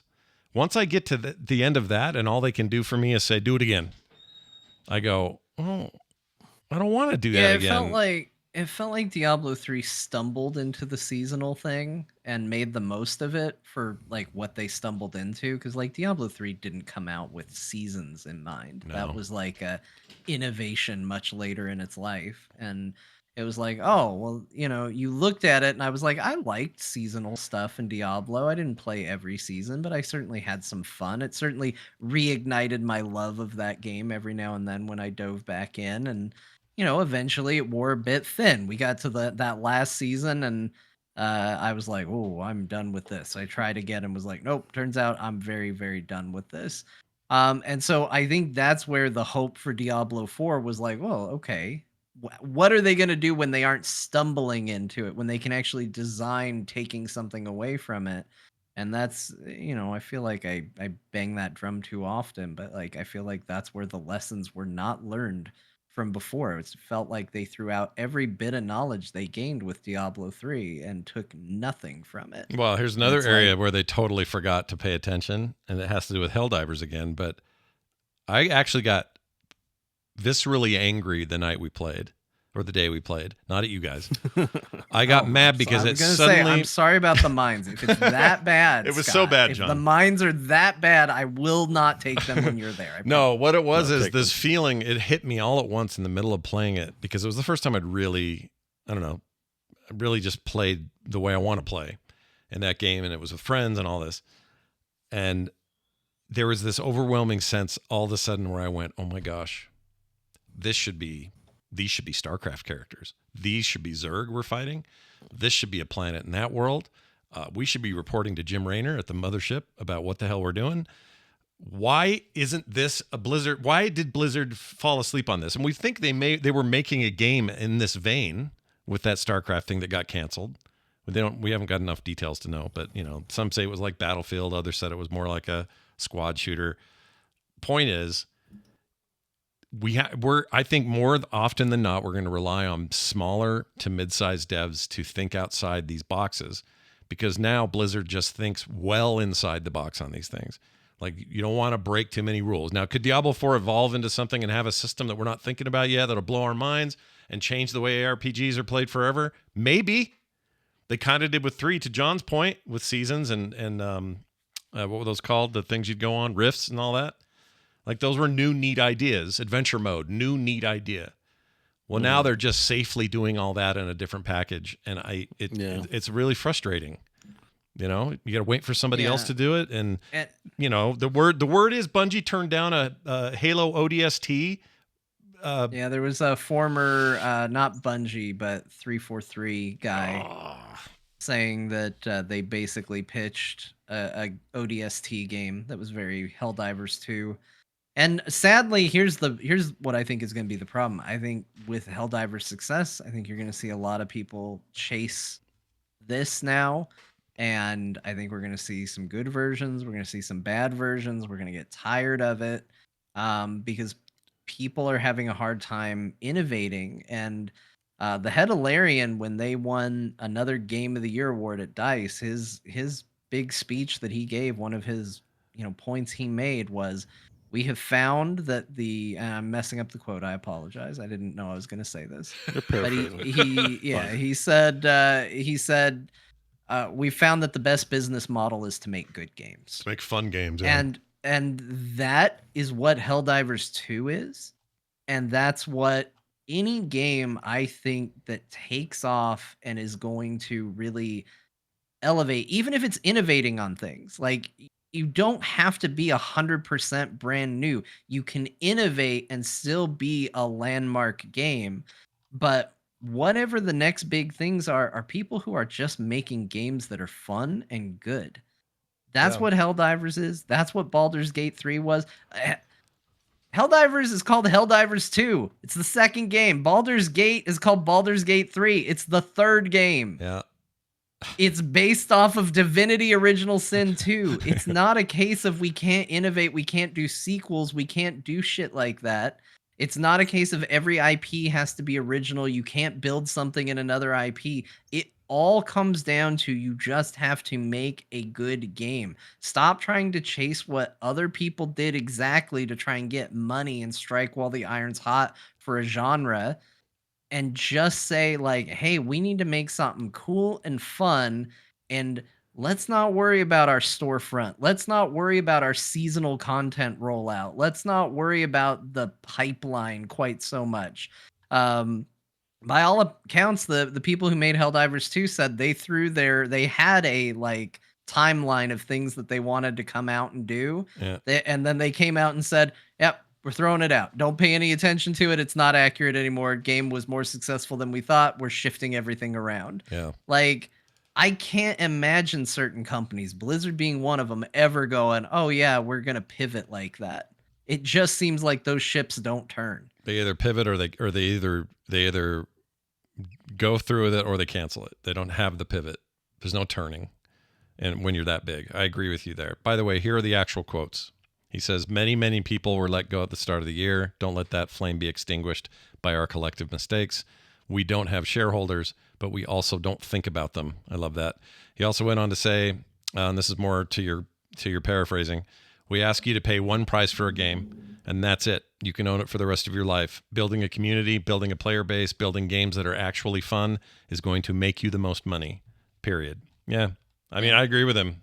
I hope they can stick to that. I hope they don't get bought up by some conglomerate. I hope that they can be a bastion out there for this stuff, because it really resonated with me. And playing with that game with you guys and realizing that this was on the table for somebody like Blizzard with a huge, deep universe like StarCraft to just snatch and didn't, and are too chicken to, or whatever the hell's wrong with them, just pissed me off. It didn't make any less that Helldivers is its own thing. It's great. And they deserve all this credit. And it's not me saying, oh, I wish this was Blizzard. I'm saying I'm never going to get that out of Blizzard again. It doesn't feel like it. No. Well, and also it's just one last clarification on this. I'm not trying to throw shade at the development teams. The Bungie report came from somebody, or I'm sorry, I keep saying Bungie. The 343 report about Halo ODST having a game like this was from a dev. They wanted to make this game. The people that are blocking these things are not the people that are in the trenches with a passion for making video games. The people that are blocking this are, they're the money people. They're the corporate side of things. So I don't want to say necessarily that 100% all devs are bad if they could just make fun games. It's not that simple, and that's not the point I'm trying to make. The point I'm trying to make is that hopefully we can see a shift on the more executive side, and see more freedom for these dev teams to explore new areas and create fun games. But then again, I also say that AAA gaming is going to die very soon, and at that point, they won't have any choice but to explore fun new avenues. So there you go. Yeah, this might actually feed into your theory, which I used to think was a little conspiratorial, but I'm not so sure anymore. Did ya? Yeah. Well, you might be convincing me. I don't look forward to the day it happens. There's nothing I would rather be wrong about than AAA dying, but I have another. I haven't moved my needle on the doomsday clock from AAA. Like that is still firmly planted. It is untenable what we're doing. I still have. Well, later on in the show, you're going to hear me give you. I have to admit to another thing you may have been right about, but I'll hold that for a minute. I don't like letting. I don't like saying when. Show for John. I don't like saying when I think John got something right and I got it wrong, but I'll admit it when it happens. And nobody in my life does, Scott. Nobody in my life does. Somebody in the chat said, "Hey, remember Disco Elysium? They're all dead now. They are victims of the same problem. They made an all-timer, a banger for all time for narrative RPGs. What happened? It wasn't the devs. It wasn't creative people. It wasn't the lack of a good game that was fun to play, or even success of your initial launch. It was bean counters and freaking executives, and where the money was coming from, and who the investors were." Know. 3-2 sexual harassment, man, doesn't help things. Well, he didn't have. That's true, but I don't think their entire demise is at his, at his feet. There's too much other shit. I know, but it just seems like it's a clusterfuck. that whole situation. Yes, there's money people, but it just seems like there's a lot of. That thing is like an implosion. Everyone just needs to leave that company and just let the game exist. And yeah, it's a different thing. It is what it is. It happened how it happened, and it's still fun to play, and I still need to play it. It's good. It'll be there for you when you're ready for it. It's I'll a get good there. experience. There's a lot going on right now. It. That's the hardest part is 2014 won't slow down with the new game releases. My gosh, we never have shit like this by March. Are you kidding? This is a crazy year so far. Final Fantasy is in 1 week. 1 week. The Final Fantasy VII thing. Or what Rebirth. Yeah. I personally, I won't playing it because I don't have a PS5 and I don't have the budget right now. I spent it on my Oculus. Yeah. It was a one or the other kind of deal on that. Yeah. So it'll be waiting a year for it to release on PC. Hopefully, I don't get spoiled too much on things. Let's talk about a game Bo and I played together. Not together, but apart, but same game. Immediately take that back. Said it wrong. Another game I think is awesome and deserves everybody's playtime if you can find a way to fit it in with all these other amazing games going on. But the game is called This Balatro. is in my cart. Sell me on it, Scott. Okay. We have a chance. We have an opportunity here. Scott and Bo, this game is in my cart.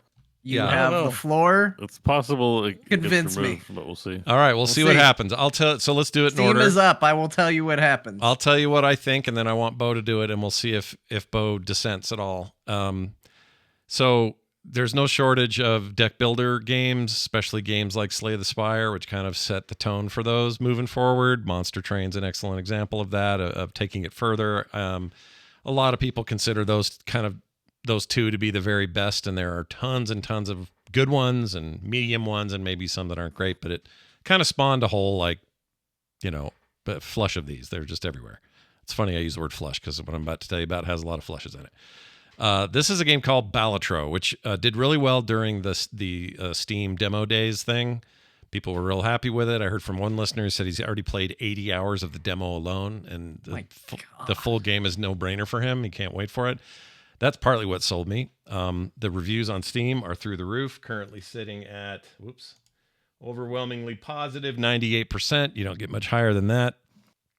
But this is a very different kind of one of those. It is a deck builder, and it is a roguelike card battler, but it's based mostly on poker, but not entirely. In fact, it's almost loosely. There's over 150 jokers in this game, and the jokers act as cards that multiply your points or create new opportunities. To do with poker. You just make poker hands. Yeah, poker hands is all it is. It's poker cards, and you make poker hands. So if you've got a full house, you've got 3 kings and 2 threes.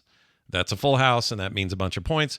But you've also augmented your cards with tarot cards that make it so like, oh, if you use this particular jack or queen, it'll be 50 times the normal amount of points you'll get for it. So you want to really try to use that card, and they visually change based on these augmentations. You open packs between that you spend money on that include new tarot cards to do this kind of work, also regular cards, and cards that are like these Joker cards we're talking about. 150 Joker cards in the game currently, and they all have wild effects. Some are simple, like you'll get an extra round each game, or you'll have 4 card removal options instead of 3, discards instead of 3 per round or whatever. So they vary, but some of them are crazy, and in combination, some of them are even crazier. It's like, well, if you have these 3 jokers together plus this 4th one, holy shit, you're gonna destroy the world. And then you do these hands against, they just call it the blind boss, but it's basically you're just doing poker hands against a score. And I'm completely addicted to this game. More than just about any card game in a very long time. It also uses this crazy, weird aesthetic. It's very old but new. Hotline Miami kind of vibe to it, if I had a way of saying that. I don't know. CRT monitor, kind of a... Yeah. Has like built-in scan lines, all that stuff, yeah. And it's got, I don't know how to describe the aesthetic. It's its own thing. It's got some cool music too, although I wish there were more tracks. It kind of repeats after a while. But I mean, if you're watching a trailer, what you see is what you get. Yeah, these cards popping like this. Also, I would turn up the game speed. The default is for you learning it, but as you get going, every time a card has an effect on your hand, it will animate and do a thing, which is fun to watch, but you can speed it up, and it's actually better if you speed it up. But you can do some wild shit in this game with these cards. You can convert cards to gold cards and glass cards, which break. You got to be careful with those. Iron cards, those all have different abilities and different powers that add to your poker hands. But at the end of the day, you're still trying to just kind of play poker and make decisions based on your hand. And I'm in love with it. I think this is awesome. So, Bo, have I set that bar too high, or what do you think of this? Yeah, I feel a bit bad being a bit contradictory on this one, but it's definitely overhyped for sure. Oh man! This is so I picked it up because it looked very cool. It looks hype when you look at it. It's like people compare it to Slay the Spire and like Monster Train. It's nothing like those games. It's fancy solitaire, and it's a point counting game. So you're not really beating anything. You just have to beat the big blind, which is a point value. Yeah, it's a score thing. And you do it by playing poker hands and getting multipliers. So I don't really like point games. I think it's more of a me thing than that's necessarily a bad thing. But I'm already like, oh, so there's no one to beat. There's nothing there's no dungeon to explore. It's the blind is 300, and you have to get 300 points in 3 discards or 4 hands or whatever many discards and hands you have, and that's the game. And yet you can upgrade your cards, you can get jokers, and which are passives that upgrade and change things around. But at the end of the day, you're just scoring points. And I gotta say, when Helldivers was able to finally log in, I closed it quickly and went to play Helldivers. And I don't think I'm gonna launch this game again. I Oh think my I'd rather gosh. play Slay the Spire or something like that. I'm shocked by Get rid this. of it. I am actually shocked by this because yes, it is It's like just a it's point not, counting game. It I is. have a thing against point counting. Like even in board games, where like you earn victory points, and the first to 10 victory points wins. I'm like lame, like lack of resolution, lame. Yeah, know, like, but if you think about it, you break it down. That's all Slay the Spire is. It's just points. It's represented by a boss guy at the end and a couple of guys in between. But that's where like it's fun. Where it's like I got to reach the pinnacle and beat the final challenge and get through it. Right? It's just not for me. Like I've played lots of cribbage in my life, so I get how point counting games can be fun, but they're very limited in value. I'm not knocking down doors to play this game, even with all the trappings put on. Like, do you like opening booster packs? We get to open booster packs in this game. That's really neat. Like you said, the overall like package is good. They've done a great job of making a great game. I'm not saying it's bad. I'm just saying like it's just a really fancy form of solitaire, and this is I don't regret buying it, but I probably am not booting it up again anytime soon. So, PC Magazine says a roguelike deck builder debut already worthy of joining Slay the Spire and Monster Train at the King's Table. Essential is what you they guys said. Like counting points, I guess. I guess so. That must be it. It's just counting multiples, like 30 times 600. You get 1,800 points. Okay, awesome. I think that, you know what? You made an interesting point that I think is important to say. If you are somebody out there who is hoping it's a fantasy, I mean, there's a lot of fantasy aspects to it, but I'm not talking, when I say fantasy, I mean, you're never doing this in a real card game. But it's not fantasy in the sense, or even science fiction in the sense that this is like, I'm going up a castle and I'm doing this shit and I've got swords and stuff. Right. If that's what's interesting to people about card battlers, I don't think this is for them. If you like poker, which I do, and you like twists on this isn't for them. I like poker. Bo wanted to be a poker professional. Yeah, this is just poker hands. Don't get misled by it. That's the only thing it's connected to is the poker hands. Right. And the enemies are called blinds, which are not what blinds are. Blinds are forced antes to ensure that there's a pot to fight over. Oh yeah, they screw around with them. Like for example, when I present a hand, and let's say I've got a full house, or no, let's say I've got 3 of a kind. Now, what you would normally do in a poker hand in Texas Hold'em is you would play your 3, and if you had a 4th card, or your 4th and 5th cards, you're looking for a high card, right? So like if I had an ace or a king or something, that's good. So if the other guy had a 3 of a kind and a queen, I just beat him because I had a king. Right. Well, you have the higher kicker. Yeah. In this one, all that really matters are the 3. If I even play a 4th card or a 5th card, they're not even going to get counted in my score. I'll discard them and they'll get thrown in the deck and it's fine. Unless you have a joker that allows you to do that. Yes, exactly. You have jokers that will allow that. So that actually took me a minute to learn because they're not real explicit about some of that. Because they really play very loose with the poker rules. It's just that these are poker cards. There's no poker rules. It's just poker hands. They're just poker hands without the poker rules. You're right. You're absolutely right. I'm sorry to be a little retentive about it. But that's what I like about it. I'm not disagreeing with you at all. I think that the fact that it's just the mechanic is here are poker hands. Do the best you can with all these wild rules and things that are happening outside of it. That's interesting to me. Would it be cooler if it was like, here's your space guy and you got other space guys? Like maybe, but something about this rooted in like an actual like physical card game, but with this crazy video game stuff happening with it to change how the outcomes go. I don't know why I find it so casual game. I don't hate it or anything. I just, look at I just like, I don't have room for this in my, I'm just being realistic. This doesn't even crack top 20 games I want to, if I sit down and have time to play that I want to play. Like, I'm like, oh, it's pretty mid on interest level with all the competition for the space. Well, John has I've made my decision. What'd you decide to do? Decision has been made. So after hearing Scott's review, he didn't quite sell me on it. I was like, play the demo. Kind of. That's what I should have done. Play the demo. Almost there, maybe. And then after hearing Bo's discussion about it, I bought the game. Wait, I figured. He's just remembering that I shat on Vampire Survivors, and he's like, if I listened to Bo, I wouldn't have played Vampire Survivors, so I better buy this game. People can say that I'm making a I could statement. have predicted I'm this. not. I'm telling you when I bought the game. I listened like to how you Scott's couldn't and give went, Scott- eh.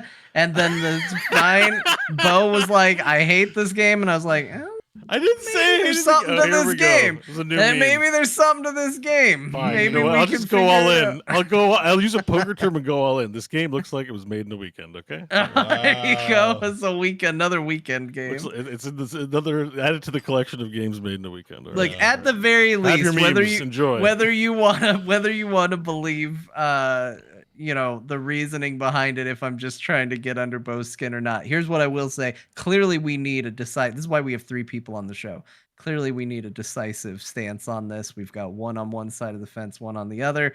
I will report back next week with my thoughts. Yeah, let me know what you on think. this game. I'd be very You'll curious. probably like it. I predict you'll like it. I like what Sasha Wolf said in the chat. It says, I need the elves, the dwarves, the fairies, the sword and the staff, the wizard and the goblins. Playing cards are just too boring. There are going to be players like that who this isn't going to be interesting to. No, because you know what game I like that's playing cards? Solitarica.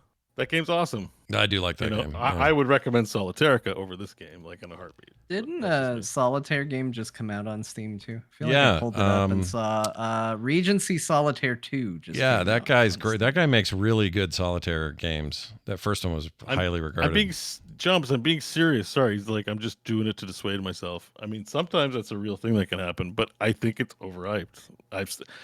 I would rather, when I look at my games list and I'm like, do I want to play Solitaire or do I want to play Against the Storm, Baldur's Gate 3, Dyson Sphere Program, Endless Dungeon, Enshrouded, and Everspace 2, Expanse I have to finish, For the King, Helldivers, Last Epoch. I'm like, this game doesn't crack an interest level that's high, and I don't.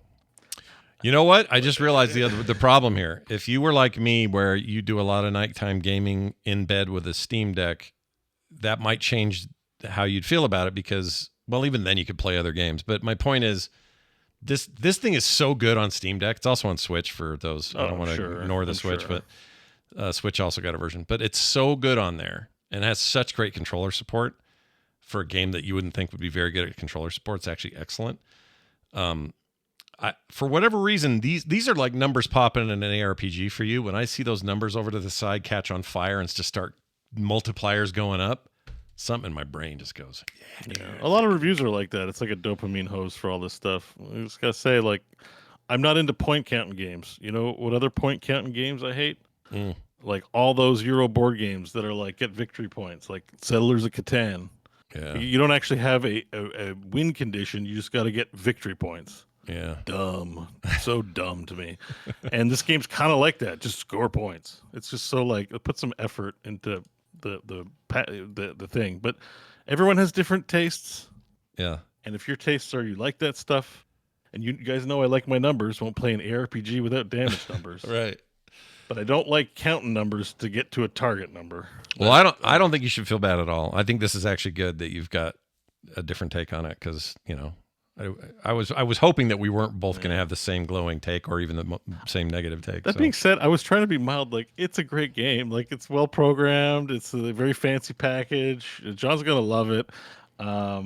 It's good. Like, it's not like you're buying a pile of trash or something or shovelware. There's effort was made here. It's a game. I just don't think it's. I don't think it's ingenious. Like, you know, people are like, it's great. Oh my God, so addictive. I'm like, I don't see it. We all saw the same thing in Loop Hero, but I'm not seeing the same thing as other people. But that's okay. Actually, people like Minecraft. I'm glad you brought that up because I haven't felt this about a game like this. Minesweeper, I meant to say. Oh, I haven't felt this way about a game like this since Loop Hero. That's how strong I feel about it. I loved Loop Hero, and I'm loving this. Like, it's also just a nice distraction from shooting bugs or, you know, I'm doing other stuff as well. And it's just, I don't know, it's just like this quick, I'll play a quick game. I'm doing it in bed. Here's my Steam Deck. Bim, bam, boom. Done. Go to bed. It's not terrible. It's just, like I said, to me, it was just pretty like, okay, you know, all right. I get it. I make poker hands and get points. Well, there you go. Anything else? There's planets. Yeah, there's. You can have planet cards and tarot cards. You can have tarot cards. You know, I can see it being very appealing. I don't begrudge it's overwhelmingly positive. I'm here to provide the other context, I suppose. I get it.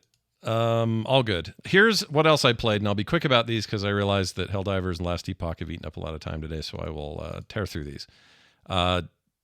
okay, have you ever thought about what it would take to take Geometry Wars and make it a Vampire Survivors game? If you've thought about that at all. Wasn't it already kind of one? It kind of was. I mean, it was a dual stick aim and shoot survivor kind of shooter, right? It was an arcade shooter. Yes. But what if you only could use one stick?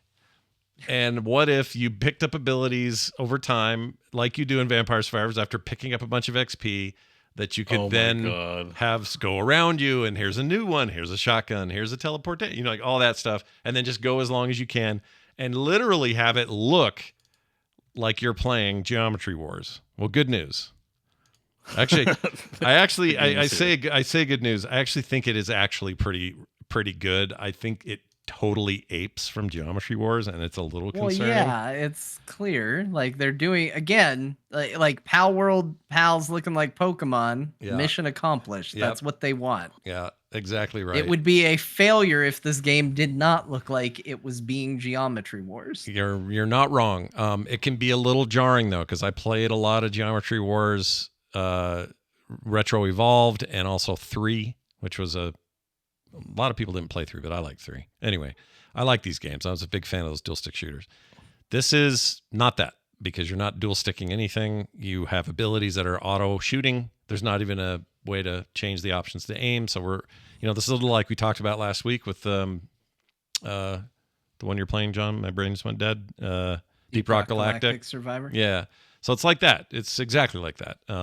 You get abilities, you run around and use them. You survive as long as you can. The one big difference here is it isn't health points that you get hit. You have a number of hits. You have guys basically. So you start with 3, and when you're out of dudes, you're dead. And then you go apply your points, buy stuff in the shop, and then go try it again. All that being said, I think this is actually quite good for what it is. It took a little for me to get over the fact that it looks just like Geometry Wars. But and there are only 12 reviews up so far, and they're all glowing. So I don't know if that's probably not enough of a sample size to decide whether the... Wow, it's actually impressive the game only has 12. I've never seen so few reviews on a game before. Well, it just launched, so let's see. When did this come out? Yesterday? So I don't know. I don't know that's how that works on Steam, but it just it's not a commentary. It's all positive, and it looks, it walks and talks like Geometry Wars. Yeah, what I mean? It's pretty. It's intense. It's got great music, kind of a techno track thing going on. It is not affiliated with the Geometry Wars people at all. They don't really tell you that, but if you were just some average person who was like, I remember Geometry Wars, you would think you were playing. Like my daughter walked in on it. She walked in here while I was playing. She goes, "Oh, Geometry Wars, I love that." And I went, "Well, it's not exactly." Well, excuse me, it's not Geometry Wars. It's not really that game. Yeah, it's good though, and it's cheap. I think it's $4, $4.99, $4.49, whatever it is on sale, and it runs great on Steam Deck, which is where I mostly played it. It's a fine one of these. It's another one of these, guys. Like, these things have a hard time setting themselves apart, right? Yeah. Like the dwarf you gotta have a gimmick. You gotta have a gimmick or else you're screwed. And I think the dwarf gimmick is working real well for those guys. That thing sold 1 million already, which is a big deal. This one is, going off a different kind of gimmick, but they all kind of need one in a very busy space where everyone's selling a $5 game now that's like a Vampire Survivors game.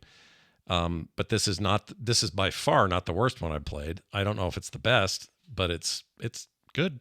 It's a fun little game. I like it. You could do worse than spending $5 on, I could buy a lot of shit for $5, and this is not shit. It's good. So check it out. Geometry Survivor, it's called. And then I played a ton of No Man's Sky.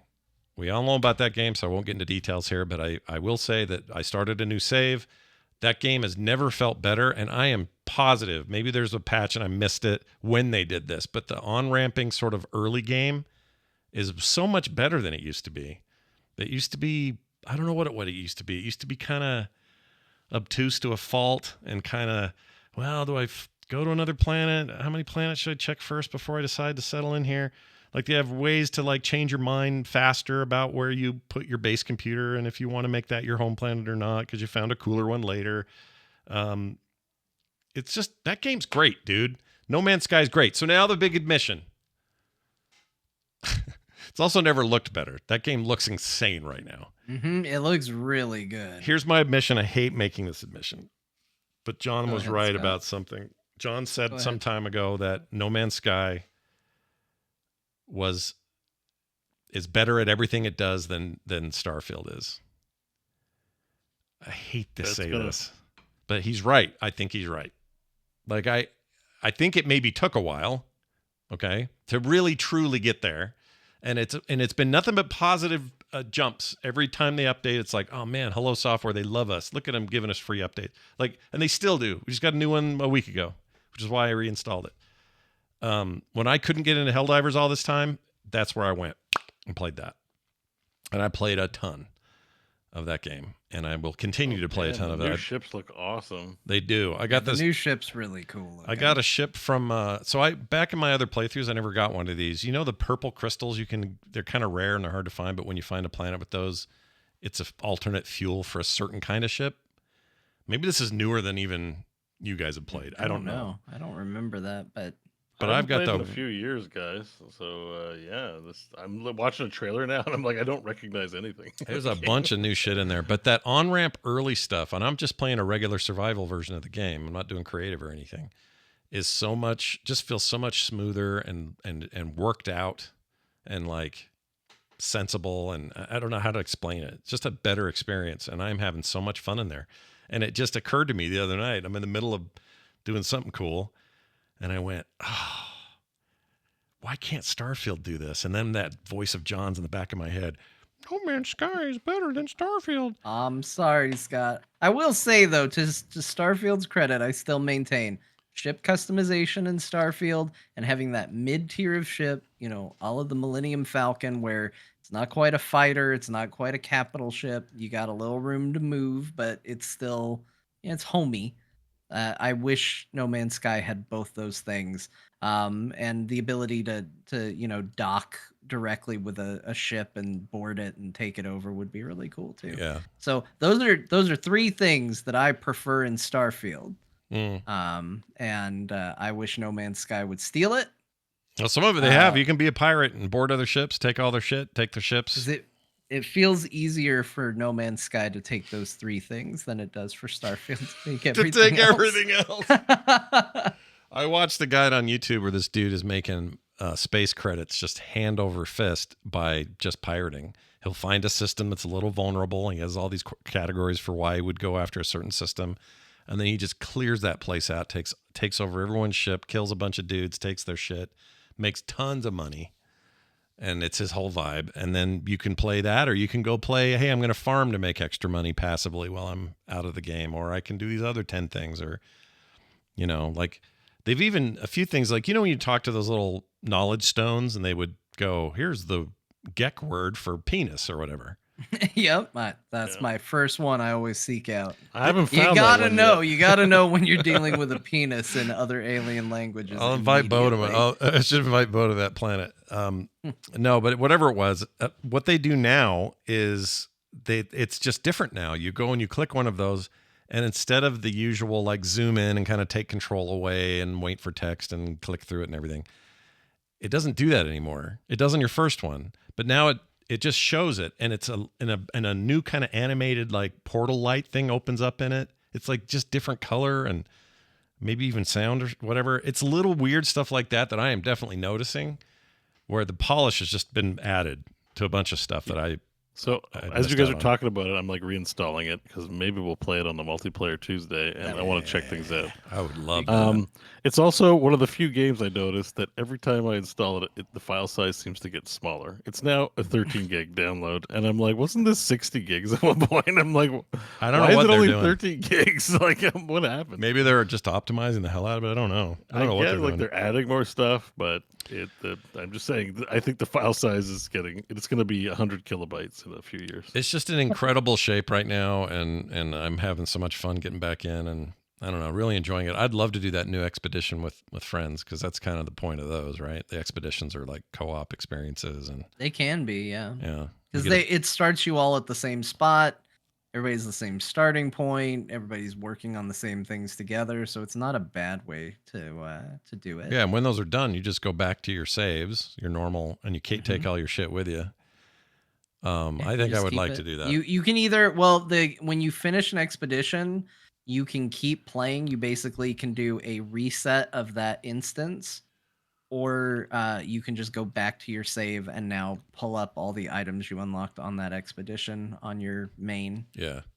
There's lots of ability. You make if you start a new game, you start with all that stuff. So like I did the expedition where you get the Normandy as a support ship. Oh, right. Yeah.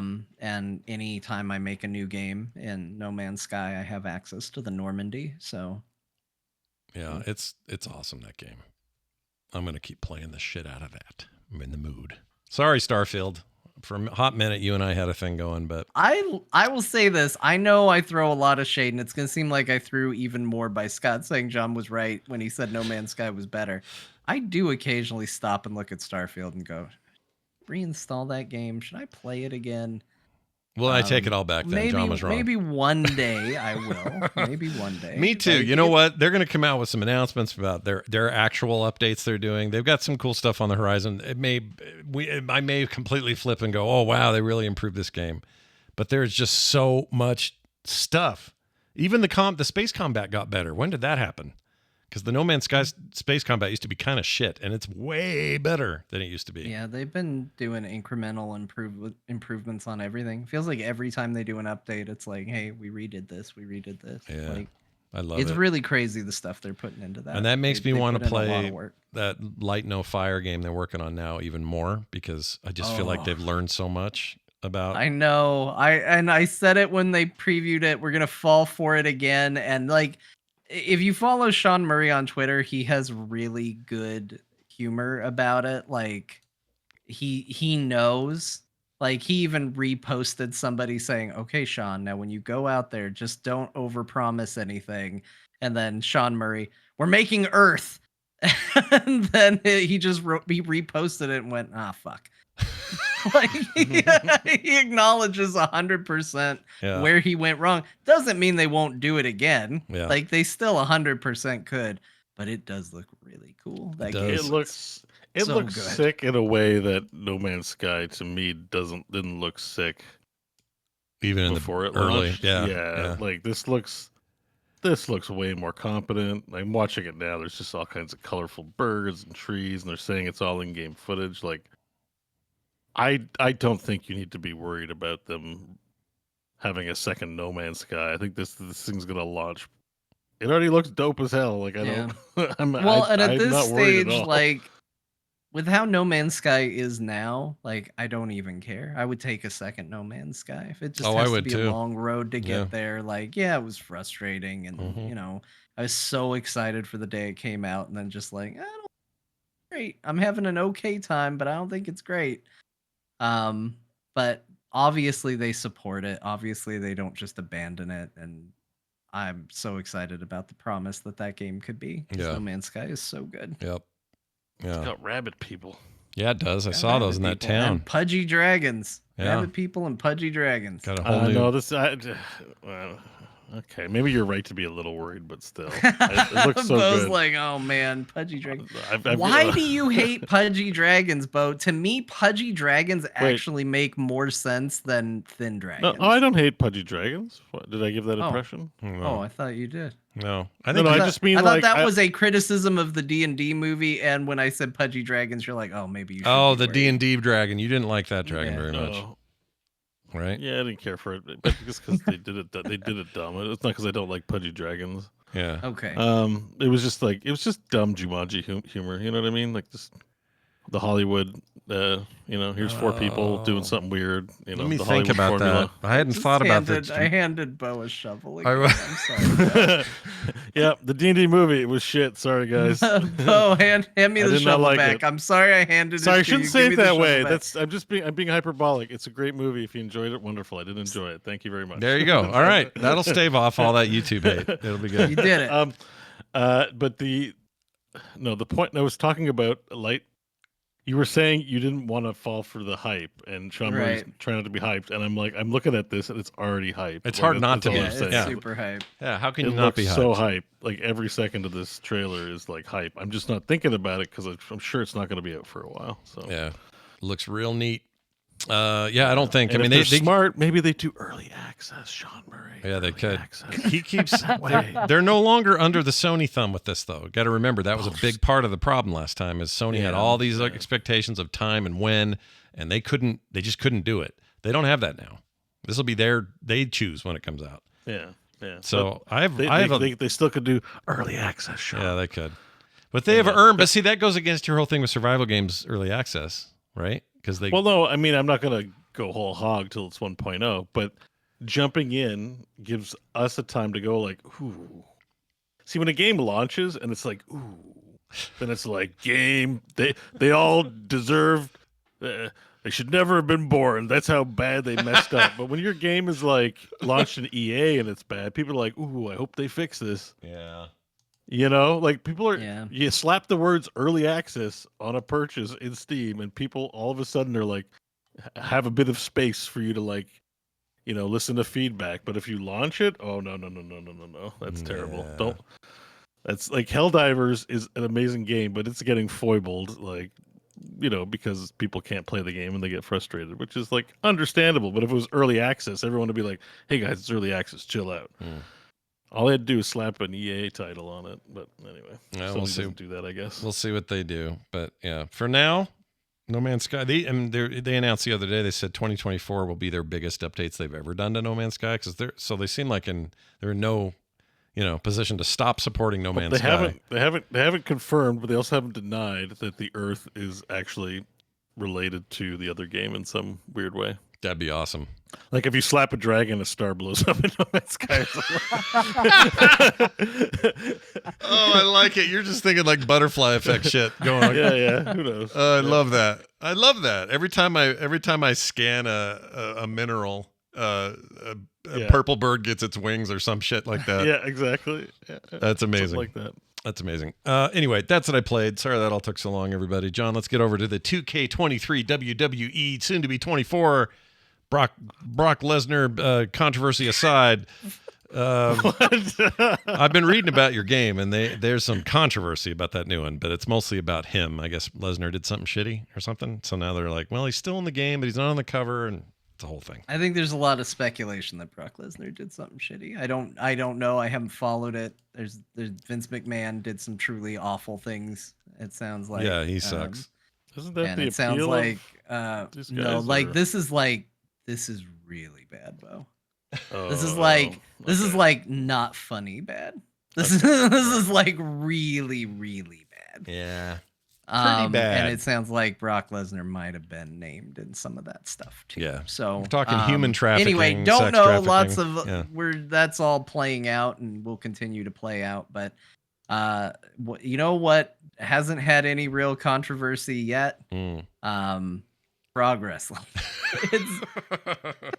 It's just awkward transition here. Frog wrestling so far, very few controversies.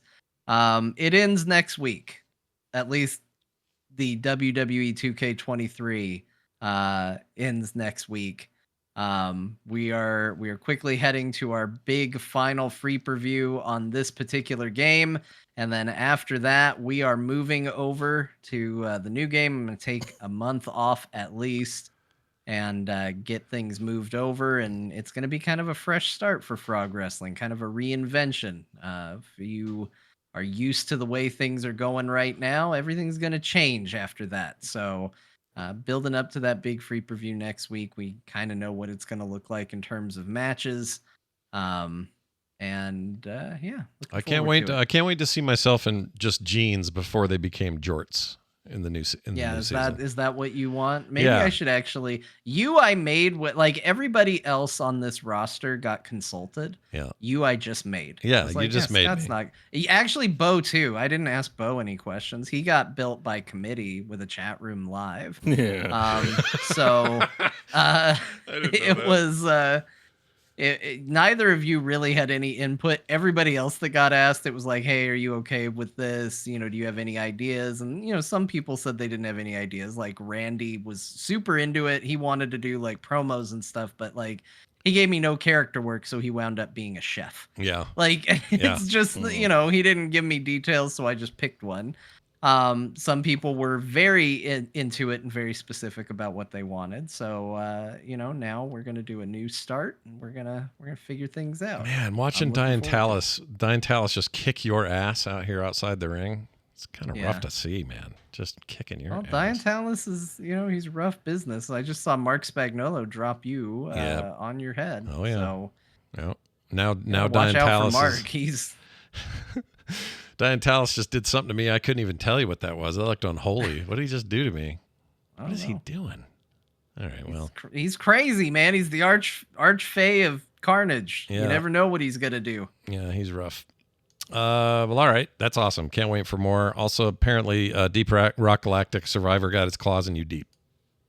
Yeah, so I said it felt like maybe it was coming out a little late last week. But I will tell you, I don't necessarily feel differently about that. But I will say, after spending a lot more time with it, much like the original Vampire Survivors, the deeper you go in these games, the more rewarding it feels like it becomes. And it's a case of I'm hitting that stride with it.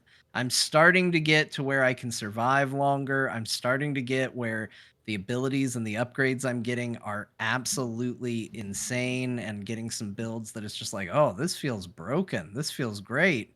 And having more and more fun with the game overall. And I think there's definitely, this game has the Vampire Survivors magic. I'll say that. Like if you don't like Vampire Survivors, I don't think this game converts you.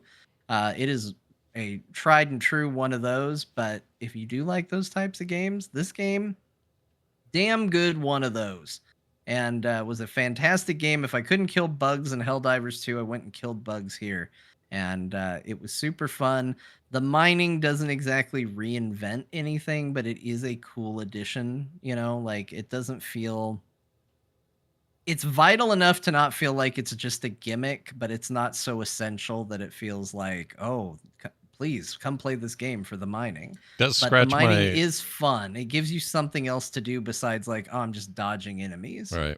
It scratches my itch to gain all the stuff. In other words, I see gold and I want it. I want the gold. Like I gotta go get it, even though it's maybe disadvantageous for me to do so with a swarm of bugs after me. But I have that feeling of like, well, I gotta get the gold. Like, yeah, sometimes they put it in hot lava and you like, it's like, why am I considering this? But I gotta get it. I gotta get it. Like, what if a legendary upgrade pops between missions and I don't have enough gold for it?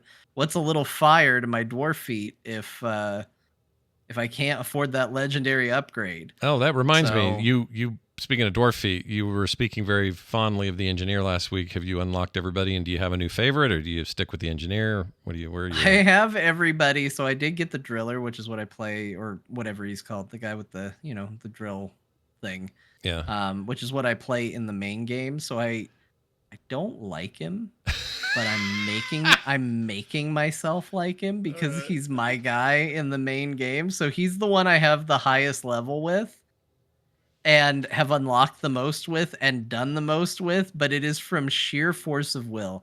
I think the engineer is far and away the best character in this game. Like the turret builds are a lot of fun, but I like the miner isn't bad. Like it is fun to go in and have more of a focus on the mining. Like that's when I truly started enjoying the mining in this game, because his mechanic is he mines very, very quickly, and his gun only shoots behind him. So you can see his initial gun. You get plenty of upgrades that do other things, but his initial weapon is a gun that just shoots behind him. So you can kind of see the natural flow of how that works. Well, he's going to be busy mining the entire time, and the gun will shoot at anything that's behind him as he goes. Whereas like the gunner is kind of the opposite of that.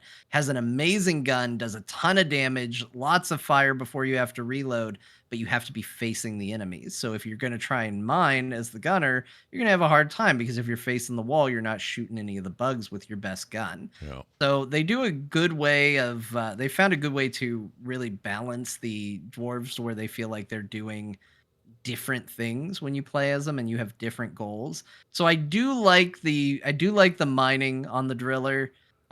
But his weapons are a lot of radius based type stuff. So, you know, if you've played Vampire Survivors, it's a lot of like garlic and the spinning Bibles and stuff like that is kind of what you're getting in with the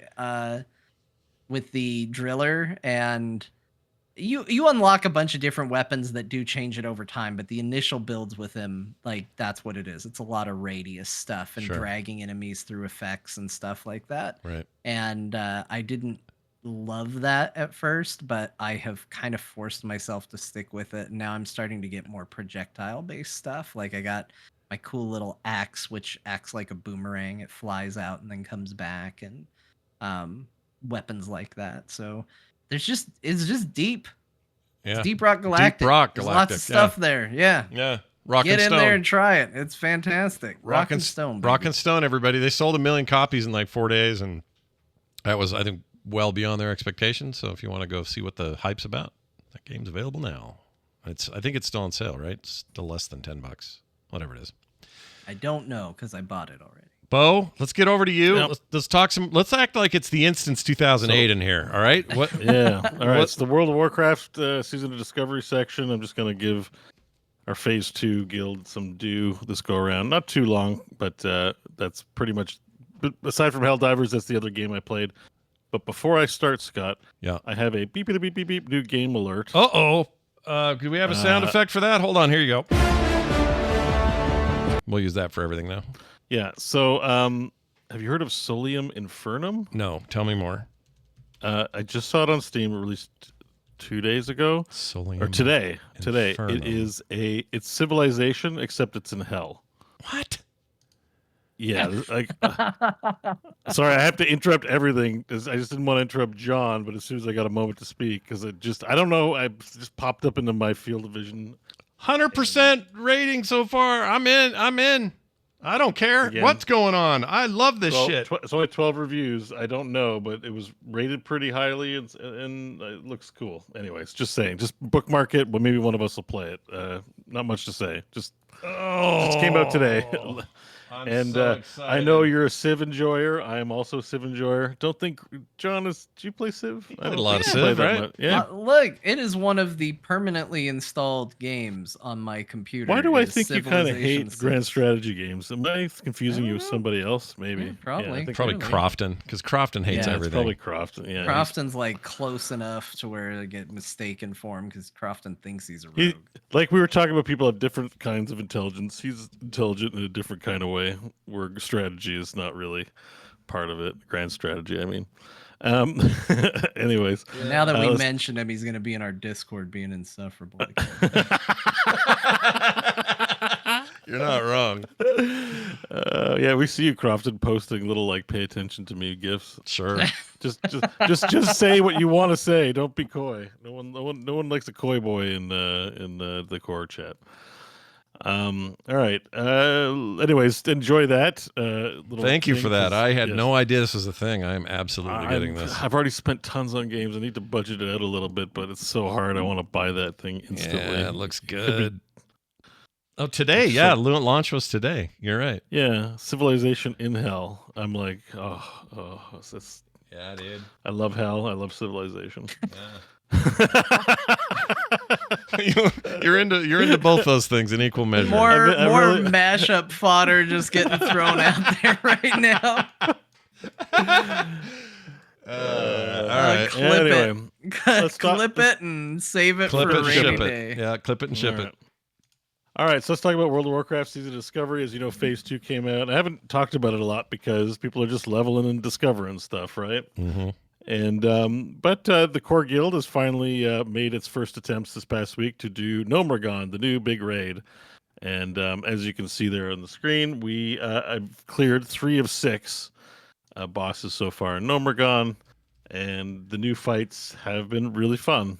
Some of them. I really don't like Electrocutioner, but I wanted to shout out this Crowd Pummeler fight because it's like playing an Elden Ring boss. Like, you're not really doing much like on the rotation or button presses. He just has big wind-up abilities that punch you off into a deep pit, and you gotta like move out of the way. Sure. And I just wanted to say, like, that fight is really awesome. I was like, whoa, I'm glad I got to experience this raid because, like, that fight is cool.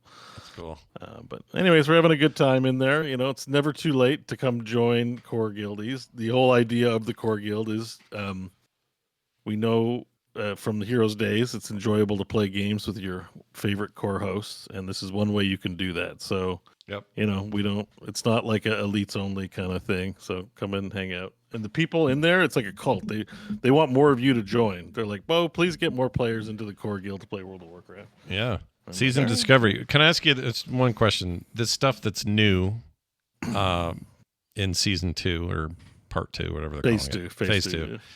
Is it like visually they're still making things that weren't there before look like it's old, right? Or I mean, you know, to match the aesthetic of a 2004 video game. Yeah, they're not like updating it so dramatically that it looks like it's from retail or anything like that. But, you know, they're putting new stuff in that didn't exist before. You'll find new NPCs, and I don't know, some stuff does look like it gets touched up a little bit, but it's definitely not retail quality. Yeah.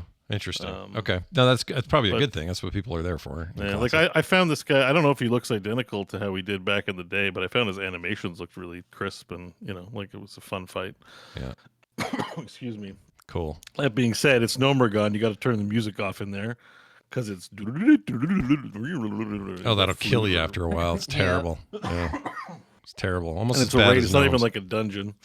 Yeah. So yeah, it's almost as bad as also, gnomes themselves. They're pretty bad too. Anyway, go ahead. Yeah. Also, this new phase brings us to level cap of 40, and I got my mount, and that's great. And nice. I'm gonna shout out Worm Skull and Terror Skull for sending me 20. I used my privilege to tax people 20 gold per player. Yeah. Optional, of course, but you know, if you wanted to become a favored citizen of the core guild, you could always send me 20 gold. And best so I value. So, you know, I got a few donations from Worm Skull and Terror Skull of the Skull family. I'm also a member of the Skull family. I have an alt called Gore Skull. So we have 2 big families in the core guild. We got Skulls. So if you want to name your character anything Skull, you'll be part of the Skull family. Also, Smash. If you want to name your character something Smash, we have a Callie Smash and a Kirk Smash and some other Smashes I think are in there too. That's a family in the guild as well. Wow. Anyways, but thank you. I have my Kodo, and I can now mount around and lord it over people who haven't accumulated 100 gold yet. It's great. That's perfect. That's the only mount for the Taurens. You got to have a Kodo mount. That's the only way to do it. Yeah, you need to be exalted with the other races to get their mount. It's probably not happening till level 60. I don't know. It seems like a lot of effort. Because I still say, even in retail, all these years later, they don't look good on anything but a Kodo. Those stupid cow people. They just look bad on all mounts. They seem to be right at home on the Kodo for sure with how big they are. I mean, I love how big my Tauren is. Like, he can reach really far with his weapon, you know. It's fun. So I wanted to just shout out a good job, and we're going to be raiding again on Saturday, Nomergon, Core Community Day, and we also do BFD runs. The old raid is still relevant. You get XP now in that raid, which is kind of weird for raids because there's usually max level content, but you actually get you'll probably get 80% of a level doing the raid. Which is pretty huge. Yeah. And if you have the sleeping bag where everyone can sleep in the sleeping bag together, you get 3% more experience, and that's a little buff to your shit as well. Nice. So anyways, BFD runs are still happening. They're a lot easier now that you can be over level 20. You can be over leveled for the raid. So it's like still a bit of a challenge, but not that much depending on who's there, and you get gear and experience. And then I guess the last thing to say, it's been kind of fun revisiting old content like Uldaman, Razorfen Downs, and Scarlet Monastery. I've done all these dungeons, and it's fun to go back and live the old classic life. Yep. But with runes to make the content a lot easier. You're the WoW Lord here on the show now. The turns have tabled. We give you the title. You can have it. Scepter's yours. The throne is yours. Whatever you want. Well, I'm kind of in for the season of Discovery. I don't know if I'll do future seasons. What's kind of nice is it's a limited time event, and then we can think of maybe we'll play Elder Scrolls Online. Do they do seasons in there? They do. Yeah. We can move the guild to something else, or move the community day to some other game. That's it doesn't true. Have to be World of Warcraft forever. So, yeah. But I'm in for the season of Discovery. It has been a good time. So. Awesome.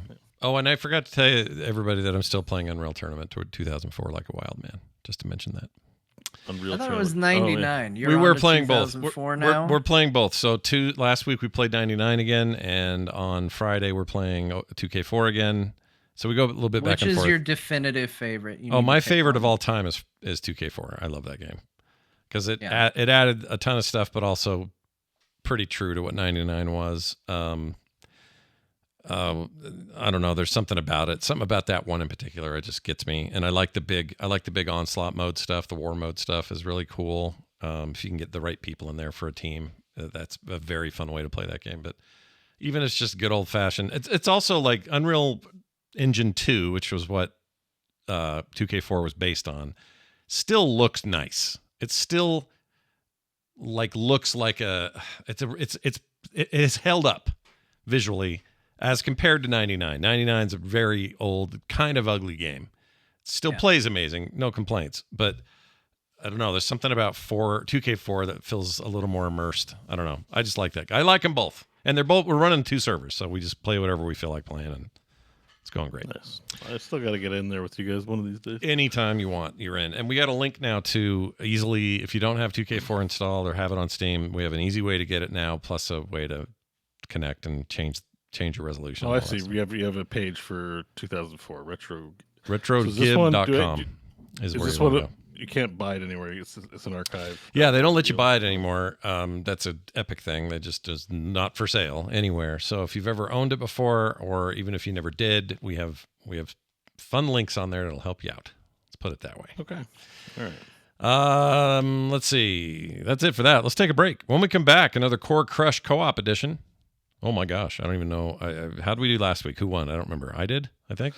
You did. won. Bo said you had it easy. I asked my impartial referee. She agreed. Yeah. So you have it harder this week, Scott. Okay. Nobody said it was easy. So we're going to get into it. Yeah, it'll be fun. Playing Core Game Show. So we're going to do that right after this break when we come back. So please stay tuned. This is the video and unpause the sound. video. We're back, everybody. Welcome back to the program. John's prepared another little game for us this week. And John, I'll just let you take it away. How's this going to work? Yeah, same deal as last week, but instead of picking weird fake people that we have crushes on, now we're going to pick actual physical video games that we have crushes on. In honor of Helldivers 2 and the fun we've been having, I had Scott, Bo, our community, and myself all list not necessarily our top favorites, but some of our favorite co-op experiences, and provide me a list. In the case of Scott and Bo, a list of 5 games each from them. And I'm going to tell you, this one's going to be definitely harder because I will say this. The Venn diagram for this has almost nothing on the outskirts. So many people sent me something that overlaps with each other's. So I picked one, just like last time. I'm going to list 3 games. One is a game that was on Scott's list. One is a game that was on my list. And one is a game that was sent to me by the community. I've done my best not to pick ones that were doubled or tripled up. But there are a few in there, especially because I got a few responses after I'd already made the list and they took ones that had already been used. So it's going to be a little more challenging this time. And Bo said, apparently he was right, Scott had an easier time last week. So I think Scott's challenge is harder this week. We'll see what the agreement is. Scott, let's start with you. First image, I'm going to name 3 games. One of these is one of Bo's favorite co-op experiences. One of these is mine, and one of these is one from the community. So on this first image, we have the game Barotrauma. We have the game Planetside. Yeah. And we have the game Valheim. All right. And I'm to tell you which is his pick? What is his pick? What is my pick? And what is the community's pick? All right. Community's going to be Bro Trauma. I have that game, but you guys have never talked about it, so there's no way it's you two. So community Bro Trauma. Bo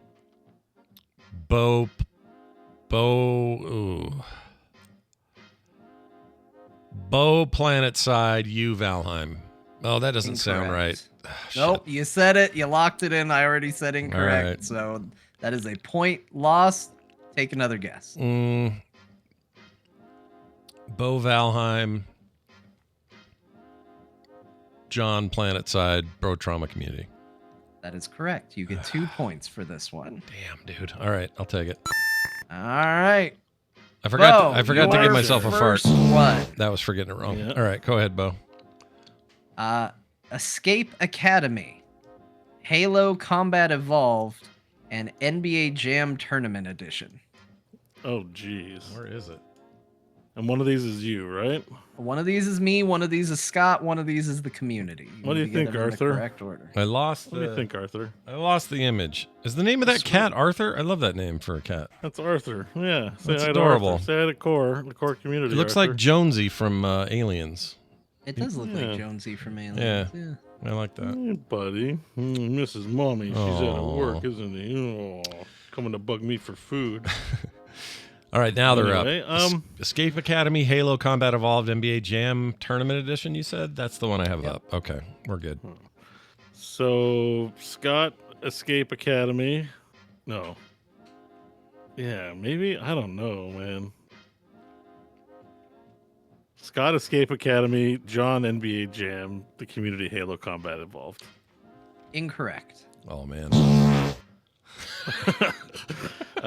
So how about Scott, Halo Combat Evolved, John, NBA Jam, and Community Escape Academy? Incorrect. All right, Scott, NBA Jam, John, Halo Combat Evolved, Community Escape Academy. That is correct. 1 point on the board for Bo. We did it, Arthur. We got a Nicely point. done. Oh. You All did right, it. going back to Good for us. Scott. Next one to figure out here, we have Borderlands 2, Sea of Thieves, and the Lord of the Rings: The Two Towers video game. Oh, my gosh. Boo. Okay. I'll say Community, Borderlands, even though I know Bo's a big fan, or has been. I'll say Bo for Sea of Thieves and this Lord of the Rings business, the Community. That is incorrect. Damn it. Oof. All right. John, Lord of the Rings. Bo, Borderlands, Sea of Thieves, Community. That is correct. 2 Oh. points on the board for Scott. All right. I'll take it. I feel good about it. All right. All right, Bo. Next one. Deep Rock Galactic, Teenage Mutant Ninja Turtles arcade, the arcade game, and Bubble Bobble. Scott, Deep Rock Galactic, John, TMNT, Community Bubble Bubble. That is incorrect. Oh, I mean, yay. Scott, Deep Rock Galactic, Community TMNT, John, Bubble Bobble. That is correct. 2 points on the board for Oh, Bo. wow. That was a shot in the dark. I was like, does John like Bubble Bobble that much that he put it on here? Apparently I so. do like Bubble Bobble. Bubble I used to Bobble play that rocks. all the time with my friends. Yeah, that game rules. And the Bust a Move thing in the States or whatever, that multiplayer was amazing. That game. Anyway. All right, Scott, your last one, your last chance to get the points on the board here. Warhammer 40k Dark Tide, Helldivers 2, and Diablo 3. Okay. Well, shit. Hey, I tried to pick games I knew Bo liked to make yours hard. Yeah. As far as I know, Bo likes all three of these games very much. Yeah, I think he does. I think you do. Maybe Dark Tide Yeah, being the me weak too. one. All right, I'm going to give Dark Tide to Bo. I'll give you Helldivers. I take that back. I'm going to give the community Helldivers, and I'm going to give you Diablo 3. That is correct. 3 points on the board for you. Woo! Bo, unfortunately, there is no way for you to win this game, but let's go ahead and Let's do do the last one for fun. your last one just for fun. Your last three are X-Men Legends, Terraria, and Left 4 Dead. I'm going to go... Oh, jeez. Scott Left 4 Dead, John X-Men Legends, Community Terraria. 100% correct, Bo. 3 points on the board. Finally for scored a you. 3 for jeez. So Scott wins by 1 point. Very close. Very close. close game. It was close. That one was a little trickier. I just about screwed that last one up, so I'm glad I thought a You little were harder very about it. close to messing up the last one. Well, the last And one was that would have ended tricky. in a tie, and I need to come up with an idea for a tiebreaker because both times it was close, and I had no plans I'm if you surprised. tied. I'm surprised I was that close. I really pulled ahead, I guess. Yeah, no, we did good. Yeah, whatever it is next week, it will really determine the true leader here, right?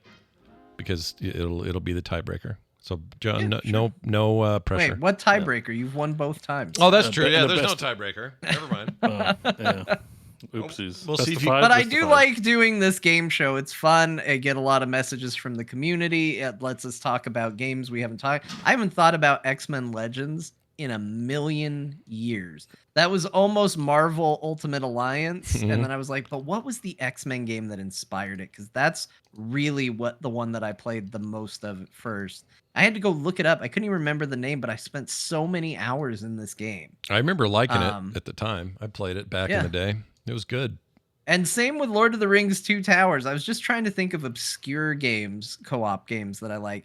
And again, everybody, like almost every list I had some form of Divinity Original Sin 2 or Baldur's Gate 3 and that was on some of your lists and some of my lists.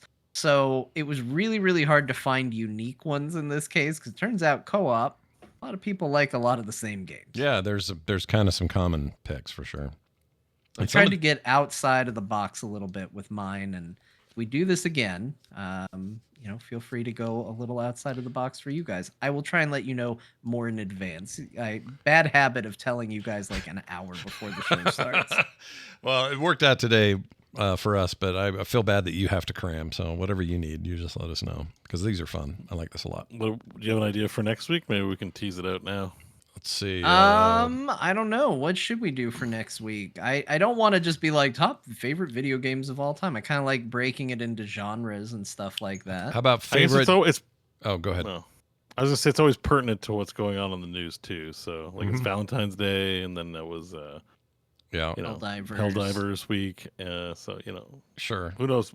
Next week's Final Fantasy week, I guess. Ooh, So so that's JRPGs. true. Let's do top Final JRPGs. Fantasy characters Or favorite- Top Final Fantasy characters are pretty good. We'll Okay. have to figure out. Although, Scott, can you put 5 together? Sid, and Sid, and maybe Sid and Sid as well. That's technically a legitimate answer, actually. 'cause it's Yep, a- favorite Yeah. Sids. Give us all your Give all best 5 Sids. of my favorite Sids. No, I think I could still make that one work. It will make things You know interesting. what? Let's do a list of favorite JRPGs. Okay. I can definitely do that. Jerpages. Yep. JRPGs. All right. I'll get you my list of 5 sooner than later. And so will Bo, and then everyone will be happy. And again, it doesn't have to be your top 5. Feel free to brand like these were not by any means my top 5 favorite co-op games, what I thought of. So like just 5 that were influential and important to you and See, all that. I didn't count PlanetSide because it was an MMO, not a co-op game. Yeah, I But- know. I kind of branched out on that. That was just a mean shot at Scott, honestly. But Yeah. Okay. That's Appreciate fine. it. I'm not. It's because I was like, there's I no would've said way that he one. won't think it's PlanetSide. Yeah. Yeah, I would have said that one if I had included it in my rules, so to speak. Right. Well, that's the idea, right? Is some of these crossover, and we're like, wait a minute, Bo likes both of those things a lot. So which one? Yeah, I'm looking forward to the next one. Let's move on to some quick other news that happened. Whoops, that's the wrong damn thing. Hold on, I like it, that's though. not I it. like That it. was good. Where is it? There it is. Dead Island 2 got a surprise launch on Game Pass today. It is only on Xbox Game Pass, not on PC. The reason for that, I think, is because Epic still has PC exclusivity for a while longer. But that game is coming to Steam soon and will also be coming to Game Pass PC, but right now it's not. I've been looking forward to playing that, so I think I'm going to fire that up on the Xbox and give it a shot. Yeah, that's a good one. I thought I heard good things about it. It seems very divisive. I feel like I either hear like, "Oh, what garbage," or "Oh, it's so good." Yeah. Although this did just make me open up Game Pass because even though you told me it wasn't on PC, I was like, I'll show him. I'll open it and see for myself. Yeah. I didn't know Bluey the video game is on there now, and Yeah. so is Tales of Arise, which was another one that I had been thinking about Yeah. playing. I've been there's wanting to some- try Tales of Arise as well, even though it seems like a game I wouldn't care about, very anime and stuff. But there's something about that. Every time I see video, I'm like, I kind of want to try it. Yeah, kind of want to give it a try. Maybe I give that a swing. But anyway, so good deal, everybody. Watch for that. I mean, Dead Island 1 still, I don't know if this is a whole different discussion, but as far as like game trailers that affected me, that trailer for that first game still an all-timer. I can't think It of is anything. really good, but we're talking about the trailer. That game The is game had problems. nothing like that trailer. It doesn't match tone. It doesn't match a single damn thing. About No, that this game. new game, the tone is a lot more close to this trailer for the new one, and I've heard good things. I like zombie games, so I'm gonna give it a shot. We'll maybe talk about it next week. I'm watching the trailer next. The Steam page is up for it. Releases 22nd of April. Yeah. The graphical dismemberment and destruction of zombies is pretty next level. Like it seems pretty like wow. Good, right? Yeah. Like it's very graphic and yeah. I think if you're into that and you like melee combat and you like, putting weird weapons together and stuff, and there's some humor in there, I think it's supposed to be pretty good. So I'm going to give that a shot. Elden Ring DLC Shadow of the Entry hits in June. We finally have a date and we have a price. $40 is what that will Erd cost tree, you.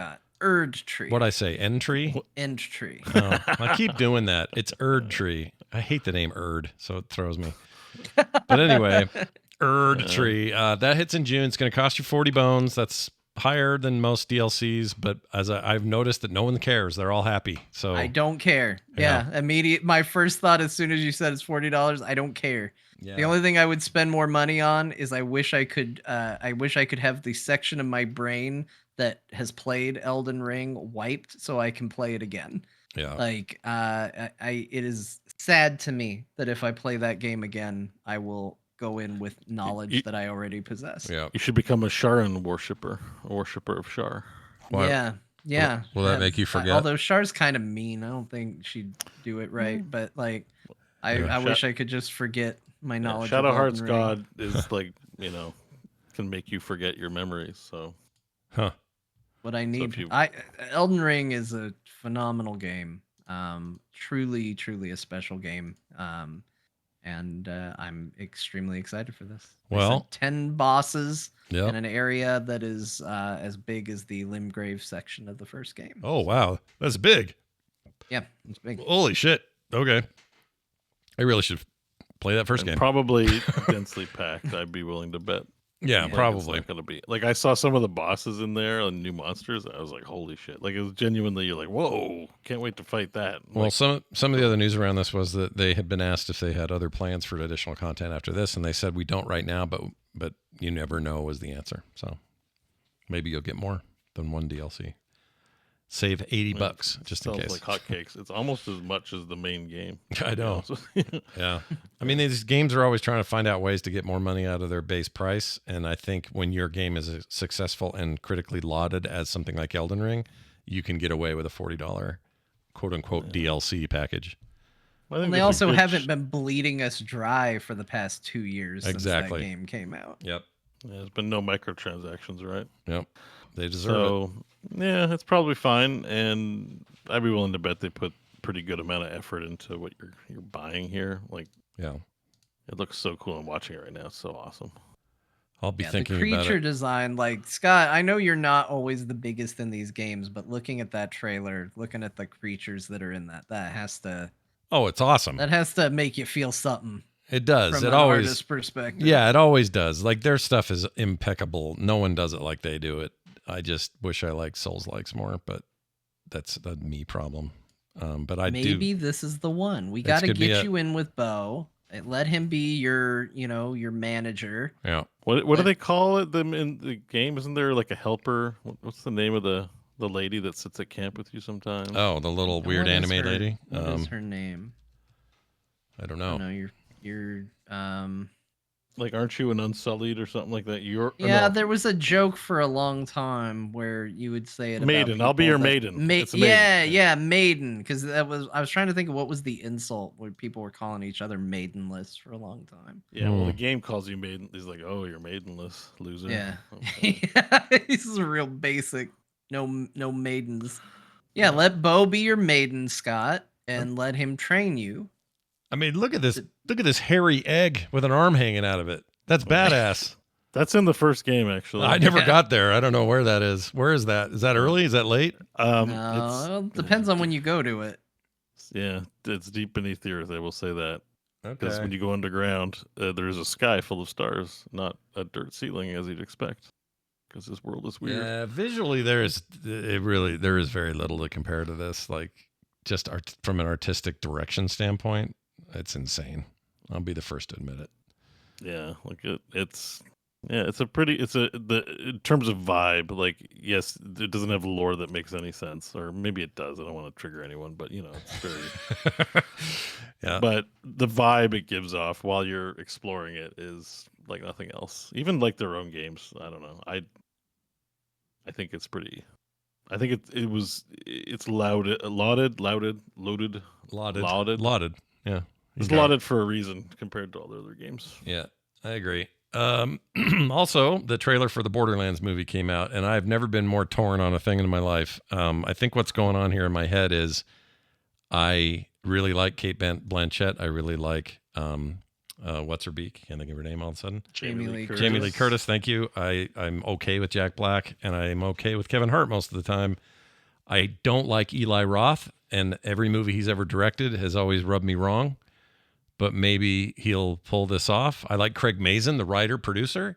He made Last of Us and the Chernobyl series on HBO.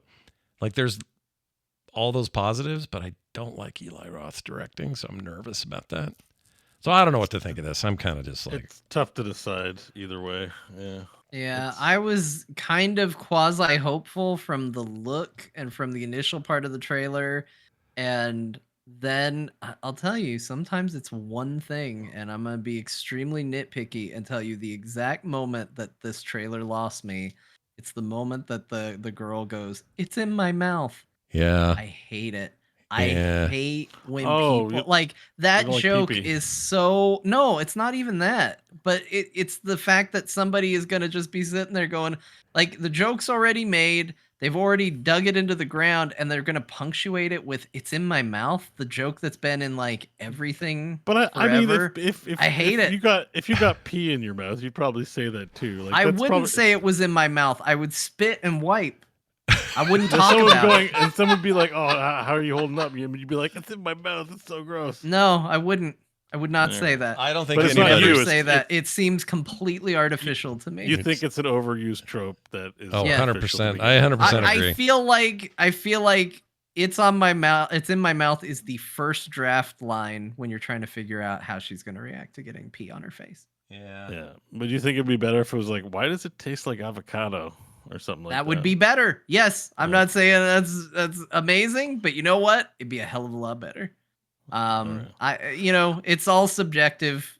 Let people enjoy it, if they're going to enjoy it. I feel like that was the moment for me where I was like, I don't know if I'm going to like this. Yeah, I can't tell. I just keep going back and forth. I think it's because like the trailer itself gives off like part Jumanji, part Budget Guardian of the Galaxy vibes, and you're like, okay, a movie with your video game IP that's just another version of the movie made 100 times. Yeah, a little bit. But it actually could be really good if Borderlands is like dirty and filthy humor, like the pooing, like showing claptrap pooing, and like, oh, please watch, it makes me shit better. I'm like, if you get into the film and it's way more disturbing and like messed up, then I think it's going to be a real hit. And I think like if it's just a vanilla, like John said, I got pee in my mouth. Audience, it's time to laugh. Like it's just yeah, maybe it's just going to be whatever. There's a review a comment on YouTube that I don't know why this made me laugh. I don't even think it's fair or accurate, but they said Didn't realize the Borderlands turned into a senior living facility. Come on, man. Wow. Just because these are women who aren't The actors, 20? the actors are older than I think the counterparts they play in the film, but I mean, it doesn't matter. It's not important. Yeah, I don't care about that. This guy's a pud. Also, again, it's Kate Blanchett and Jamie Lee Curtis, and yeah, they're legends, man. I mean, Kevin Hart is. I can give or take. Yeah, that's an anti. It's more of a point of not going. If I'm being honest, not that he's not a talented person, and maybe he's really good in this, but yeah, generally don't watch movies with him in it. Kevin Like, Harted out a little bit. Yeah. Also, I just don't think Claptrap's funny in any iteration of Claptrap. I just don't. Well, Claptrap is supposed to be annoying. He's supposed to be irritating. Like I think you're supposed to not like him. So if they do a good, like getting Jack Black means like he might be likable. I don't want that. If Claptrap is likable, they're doing it wrong. Yeah. Like he's not comic relief. He's a source of irritation. Like that's where the humor with him comes in to me, anyways. Sure. I just noticed there's a review up for Final Fantasy Rebirth. You want to know what it is? GameSpot gave it an 8 out of 10. That's pretty good. It's not bad. I mean, that's not a 10 out of 10, but no, it's not a 10 out of 10. No, but it's also, one review. We'll give it some time. It says the loop of exploring and discovering remains compelling throughout. Synergy systems bring a new dimension to combat and make it even more satisfying. Character-driven stories continue to dig deep into the characters and make them memorable. Side activities are given narrative weight. The bad. The ending doesn't work and it's a mess. Forced minigames disrupt the pacing. Well, it's not too bad. Have you played Yakuza? Yeah. They don't force them, though, do they? They kind of can skip all that. No, they definitely force them. Okay. They 100% force them. Characters like, I need to play some. Oh yeah, racing. I need to do some racing. And the mission's like, do some racing and get to bronze before you can move on with the story. Sure. You have to do the side missions, especially if you want to level up. One final bit of news. Enshrouded sold 2 million copies. Everybody's doing well with all these hot new games this year. So I guess Enshrouded feels good because I want a good future for that game. So 2 million's it's nice to hear that. Yeah, despite in the wake of Pal World, that game also met, I think, pretty good success. Pal World's shadow loomed large that week, and I felt bad for Enshrouded, but it's good to hear they did good. So keep an eye on that one. All right, we got a quick voicemail I'm going to read or play. I'm not going to read it. That's a good question. The whole point of a voicemail is they do it, and I'm going to play it here. This is something about how we made them laugh. So here it is. Hi there, Core Boys. This is Dead Center from Dallas. I just have to say I'm partway through the episode that dropped yesterday / this morning. Scott just shuffling through all of the sound bites that he says is the funniest thing I've heard in a while. I have to clean up the water that I just spit all over my keyboard. Thanks. Love you guys. I think what he's saying is like when I can't find a clip and I search for it. Oh, yeah, and you just start playing sound clip after sound clip after sound clip. I think that's what he meant. I'm Yeah. glad to have provided him some humor there. Well, I think sometimes it's because what you end up playing, it's like, hey, let me play the sound of the gentleman's speech from the event yesterday, and then you press the button, it's like shit potatoes, and like it's just such a strong shift from what people expect and what they get, and it's you open a file cabinet to find something. Usually it's like things near one another, but you're like looking for A, and all of a sudden you're pulling out duct tape and buttholes. Yeah. No, you're not wrong. I admit. There's like let's see, what is this, for example? I have to shit. Okay, see, there's one right there. There's a bunch of these. I don't give a shit. Yeah. Eat shit and die, Ricky. Eat shit and live, Bill. I have so many. I have so many shit clips. It's unreal how much I have. That is it for all of that. Let's now play, or I'll read a text real quick. Hey, Core Crew, just wanted to mention that grading beef A to 5A is the opposite of what Bo said. Higher grading has higher marbling, provides more flavor. Love the show. I don't remember talking about beef grading with you. We were talking about it because it was during the period of saying quadruple A was stupid, and I admit my knowledge of beef does not run deep. So I if you're right, I can't contradict you, or if you're wrong, I can't contradict you. I have no idea. You just know you like beef, and that's it. I just know it has to do with beef grading, and it's weird that video games are, compare marbling. Sure. Or whatever. It's because people are weird. That's why. But, thank you for the clarification. Yes, thank you so much. 801-471-0462 for both texts and voicemails. Please keep those coming. If you want to email us, talktothecore@gmail.com. I'm going to now play a mashup, and we got the votes. They're in. The name of this mashup is Nobody Wants to Be the Testicle, which I just think is a good way to think about life in general. But as far as votes went, overwhelming 56.5% of people think I said it. Bo 16.1. For John. John 27.4 at second place. So maybe you're right. I voted for myself as well. I metagamed on this one, and I said, we had a Bo focus mashup, we had a Scott focus mashup. By all accounts, it should be my turn. Yeah, and I can hear So you go. for me. I can hear you say, like in this cadence, I could hear you say, "Nobody wants to be the testicle." I can hear you do that. It does sound like something I'd say. Yeah, and you'd say it deadpan like that, and I would laugh at it. So this all fits. So we'll see. I voted for you as well. We'll see how it went. It's called that, or it's called what's it called? Everything's coming up testicles. No, nobody wants to be a testicle. And here it is. Thanks, Jamie, for this. They wore their pants backwards. They make you want to jump. Yep. The Mac Daddy make you want to jump.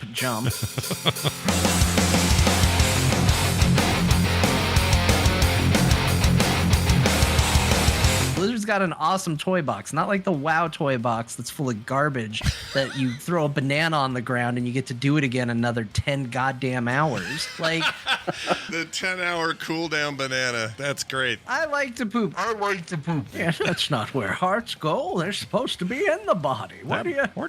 Putting it next to the body? That's not where the hearts go. You put it in, you leave it in the body. You leave it alone. People need those hearts. This is Jimmy Stewart business. Where's Harvey? The entire time I'm going, my companion Barrett's going, "Hey, when you get a minute, let's talk." I'm like, "We're in the middle of a 0G battle. You're shooting guys. Shut the hell up." Yeah. And then I got done, and I'm like, "Okay, Barrett, what do you want?" And he's like, "Hey, man, we just haven't had a chance to talk. Boy, me and my friend Greg, or whatever his name was, we sure had some good times, too." Mm-hmm. It's like giving me options like, "Oh, who's Greg? Oh, did you travel with someone?" I was like, I do not care about Greg. I don't want to hear your story about Greg. I don't want to talk to you about Greg. I'm sure it's very interesting to somebody that gives a shit. It is not me. You think they ever put those in their mouth? Oh, I'll bet all the time, right? Yeah, I'd chew mine if I had them. Like, sure. It's supposed to be full of, like, nerves. So it's supposed to be, like, a very pleasurable... like working the hose a little there. Do you think they ever just, like... well, they're... you know what I mean? Like... That was so much worse because you put your finger in your mouth. For whatever reason, the thing that finally got me on board with this train was when Lick It was an option on something disgusting, and I was like, nope, they do. There's somebody who listened. Here's what I would guess. If you had a Twi'lek girl and I walked up to her and said, "Oh, let me fill your thing." I mean, that's not cool. Yeah. That's not cool anyway, but that seems extra bad to do that to a Twi'lek. But I'm not talking about putting someone else's in your mouth. I'm just talking about, like, Bibbs is, like, just hanging out right here. Do you think he ever just, like, leans down and gives it a little attention? I don't know. Young Hannibal is in jail today after he cut off his dad's face in order to play the new Call of Duty. I love a kid named Hannibal. That's good. You go to BlizzCon. You got 6'3" lerp me in the middle. You got Bo and John on either side. We look like someone tried to make a penis. You got these two testicles down here, and you got this shaft right in the middle. Making us testicles. Well, I don't know. Is that worse than being the big wiener shaft? I'm the hairy testicle, and you're the bald testicle. Nobody wants to be the There it testicle. That's where all the juice is. It's not terrible. Nobody wants to be the testicle is a great thing to say out loud. And it was John who did it. Sorry, John. You don't want to be the testicle, but you are the testicle. You are. You're the I left love one. that. I love that Bo immediately. We went into this going, yeah, nobody does want to be the testicle, and the clip Bo's immediately like, I don't know, I want to be the testicle. It's where the juice is. It's where the Testicle's great. juice is. Oh, the juice. What do you want me to call it? Cum? No! That's worse. I'm trying to soften the situation by calling it juice. The juice. You could say, I don't know. You could get I guess sometimes when you get technical with terms, it's even worse. Like if you go, "Oh, is that somebody's sperm?" That's almost worse. Wait, what's the liquid called? Because I don't know. Oh, that's called. Why are we going down this road? Hold on. This is Why are we trying to figure it out? That's called. Just asking questions no one else will ask. What's the name? The medical name is. So you have the sperm and you have the traveling the liquid seminal fluid. Seminal fluid. Shit. Yeah, that's what I should say. That's what the seminal fluid is. It's good stuff. Yeah. You know, like it is good stuff. It really is. It's a life provider. You can put that some certain places. Eggs will grow, and you'll have a baby. So you know what I find weird is that if somebody says the word sperm to me, it doesn't bother me. Like it doesn't ping on my radar at all. But if you make it plural and you say sperms, for some reason I'm very upset. Ooh, weird. Sperms. Sperms. Oh, I don't like it either, but I don't know if it's the same reasons. It just I don't know. It just makes it a worse word. Sperms. I think the plural of sperm is sperm, not sperm. Well, then maybe it's just an issue with. So it might be is it a grammar police thing? Or I feel like I'm gonna vote on this one month. There's gonna be a vote for a mashup, and I'm gonna have to remember who said. I think sperm is plural for sperm, and I'm gonna have to remember who said it. And I'm gonna maybe forget that's the only thing that bugs me about is that I know that it is grammatically incorrect, but I've heard people say sperms before, and it is upsetting when it's plural. I don't like it. You know, you don't say several sperms fought for first place in the race to the egg. You say the several Great sperm. War of Sperm Independence was fought by many sperms. They're like it's like saying cattle, right? Cattle, no, because cow is a single cattle. Yeah.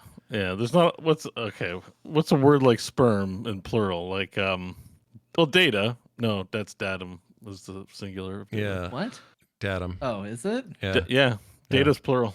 Word. If you want a singular piece of data. Oh, it's a okay. datum. I'm sorry. For a minute, I misunderstood. I thought you were saying that data was not plural, and I was like, "Oh, no, the other Star way around." Trek. Yeah, the other. In that case, he was nounified, or he's proper nounified. But all right. Can you imagine if they had named him Datum? Datum? Oh my gosh, dude, that's almost bad as sperms. That's like sperms. The whole Star Trek series sheep is ground one. to a halt when they named him Datum. Oh, sheep is good. Sheep, because the sheep is there's a one. If there's one sheep, I go, oh, there's a sheep. And if I see 5 of them, I go, oh, there are sheep. So if you say a sentence like the sheep dodged the sperm, you have no idea if I'm saying singular or plural. No, I don't. For either of those words, you have to say your sperm? Your sheeps dodged the sperms. When in reality, like the big issue is stop getting your sperm near sheep. What are you doing? Well, it's just an example sentence, is no reflection in reality or anything like that. We apologize. I'm just saying, yeah, if sentences like that are uttered, you'd be very confused. You know, if you were learning English, like, is it plural? Is it singular? Is there 1 sheep, 10 sheep? Like, it's a mess. It's a mess. English is weird, dude. It's jacked. Yeah. It's freaking jacked. But I'll tell you what isn't jacked. Supporters of our show who go to patreon.com/core We're show. so glad they followed this conversation. I know, right? Isn't it an amazing They talked place? about me on Core right after they talked about coming on sheep. Wow. I prefer throwing of sperms. But anyway. Okay. He prefers juice, okay? Yeah, now we're back. You know what? I'm back to liking juice. Let's get the juice on. We're back to that. But anyway, I want to thank some brand new folks who joined us this week at patreon.com/core show. Cal, I assume is from Krypton and survived the horrible explosion there. Congrats. Welcome to our Dane Barnes, Violet Ashley, John Clark, Ryan Glowinka, I think is how you say it, and Steak Burger. Steak Burger. Doesn't that sound good? How do you rate that beef? Yeah. Despite our conversation earlier, it strangely does. Yeah, I'm hungry now. Anyway, these people are going to enjoy no ads of any kind on the show. They're also going to get pre-show content that they don't get in any other way. They're also going to get monthly bonus episodes. Shit, who's up? I forgot already. Oh, no. It's Scott or John? I think John did. Is it my turn? Oh, it is your turn because Bo did 2 last time. And on the list, you're next and then me. So we're waiting. Okay, so I got to do one in the next couple of days. Which is good because you're going to be very busy in Yeah, I can't March. do March. March is going to be a pain in the butt. So I'll do March. But yeah, whatever it is, John, I know it'll be great. And so will they. They already expect greatness. I know It they will do. definitely not be thrown together because we figured this out late. I gotta write myself a note somewhere. You got a little pen? Well, don't worry about it being late because our other ones were late. So in a way, we're cycling kind of on time. Yeah, we're kind of on time. It's not that Yeah, bad. but I'd like to, you know. I'm not giving you a reason to push it further, but it's not like late if it's monthly because we were monthly on the other one. Tadpoles, the chat room says Tad or Dude Juice. Really, Dude Juice. Anyway, yeah, let's not do Dude Juice and Gal Juice. You know. No. Let's not do any of the juices. All the juices are just juice. It's you just don't juice. need to qualify it. Yeah, genetic material. No, Scott's face says like stop. Scott like had a visceral reaction to gal juice. I don't like it. I prefer genetic material or I don't want to get into your intimate details of your love life, but I hope you don't use that. Well, I'm definitely not. I'm definitely not running around the house going, you know what I could use is some gal juice. Woo! That never happens. No, yeah, definitely don't do that either. I'm not doing that. Anyway, Patreon.com is the worst Patreon read we've ever had. Patreon.com/core show. Get over there, get it done. That is going to do it for us. If you're looking for all other stuff, it's at the website at frogpants.com/core. You can watch the show live on Thursday nights. We start at 4 p.m. and we go forever. So come watch us live. Some of you are already watching us. You know what? I'll say, please attend the live viewing of the show.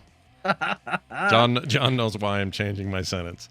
Yeah, that's for the same reason I'm laughing, because you put me in a state of mind, and now everything you say is wrong. That's right. Sperms. That's going to do it for today's show. We are going to now leave, but Grandma's got to remind us what we played, so all you people who didn't think we said it enough can go right down this list. So, Grandma, take it away. What do you got? We talked earlier about wiping your memory, and a lot of you out there have problems with it, so let me refresh it and let you know what the boys played this week. Helldivers II, Last Epoch, Balatro. Balatro. Balatro? Grandma, it's just one word. Balatro. 2 words. I don't know, Balatro. actually. I'm not sure how it goes. Balatro. Geometry Survivor, No Man's Sky, WWE 2K23, Deep Rock Galactic Survivor, and the World of Warcraft Season of Discovery. That's what they play. Yeah, that's it. That is it. That's a very concise list. This will all be up in the show notes as well. So if you missed it here, don't forget to catch it there. That is going to do it for us. Thank you all for listening. Come back next time for more. We'll see you then.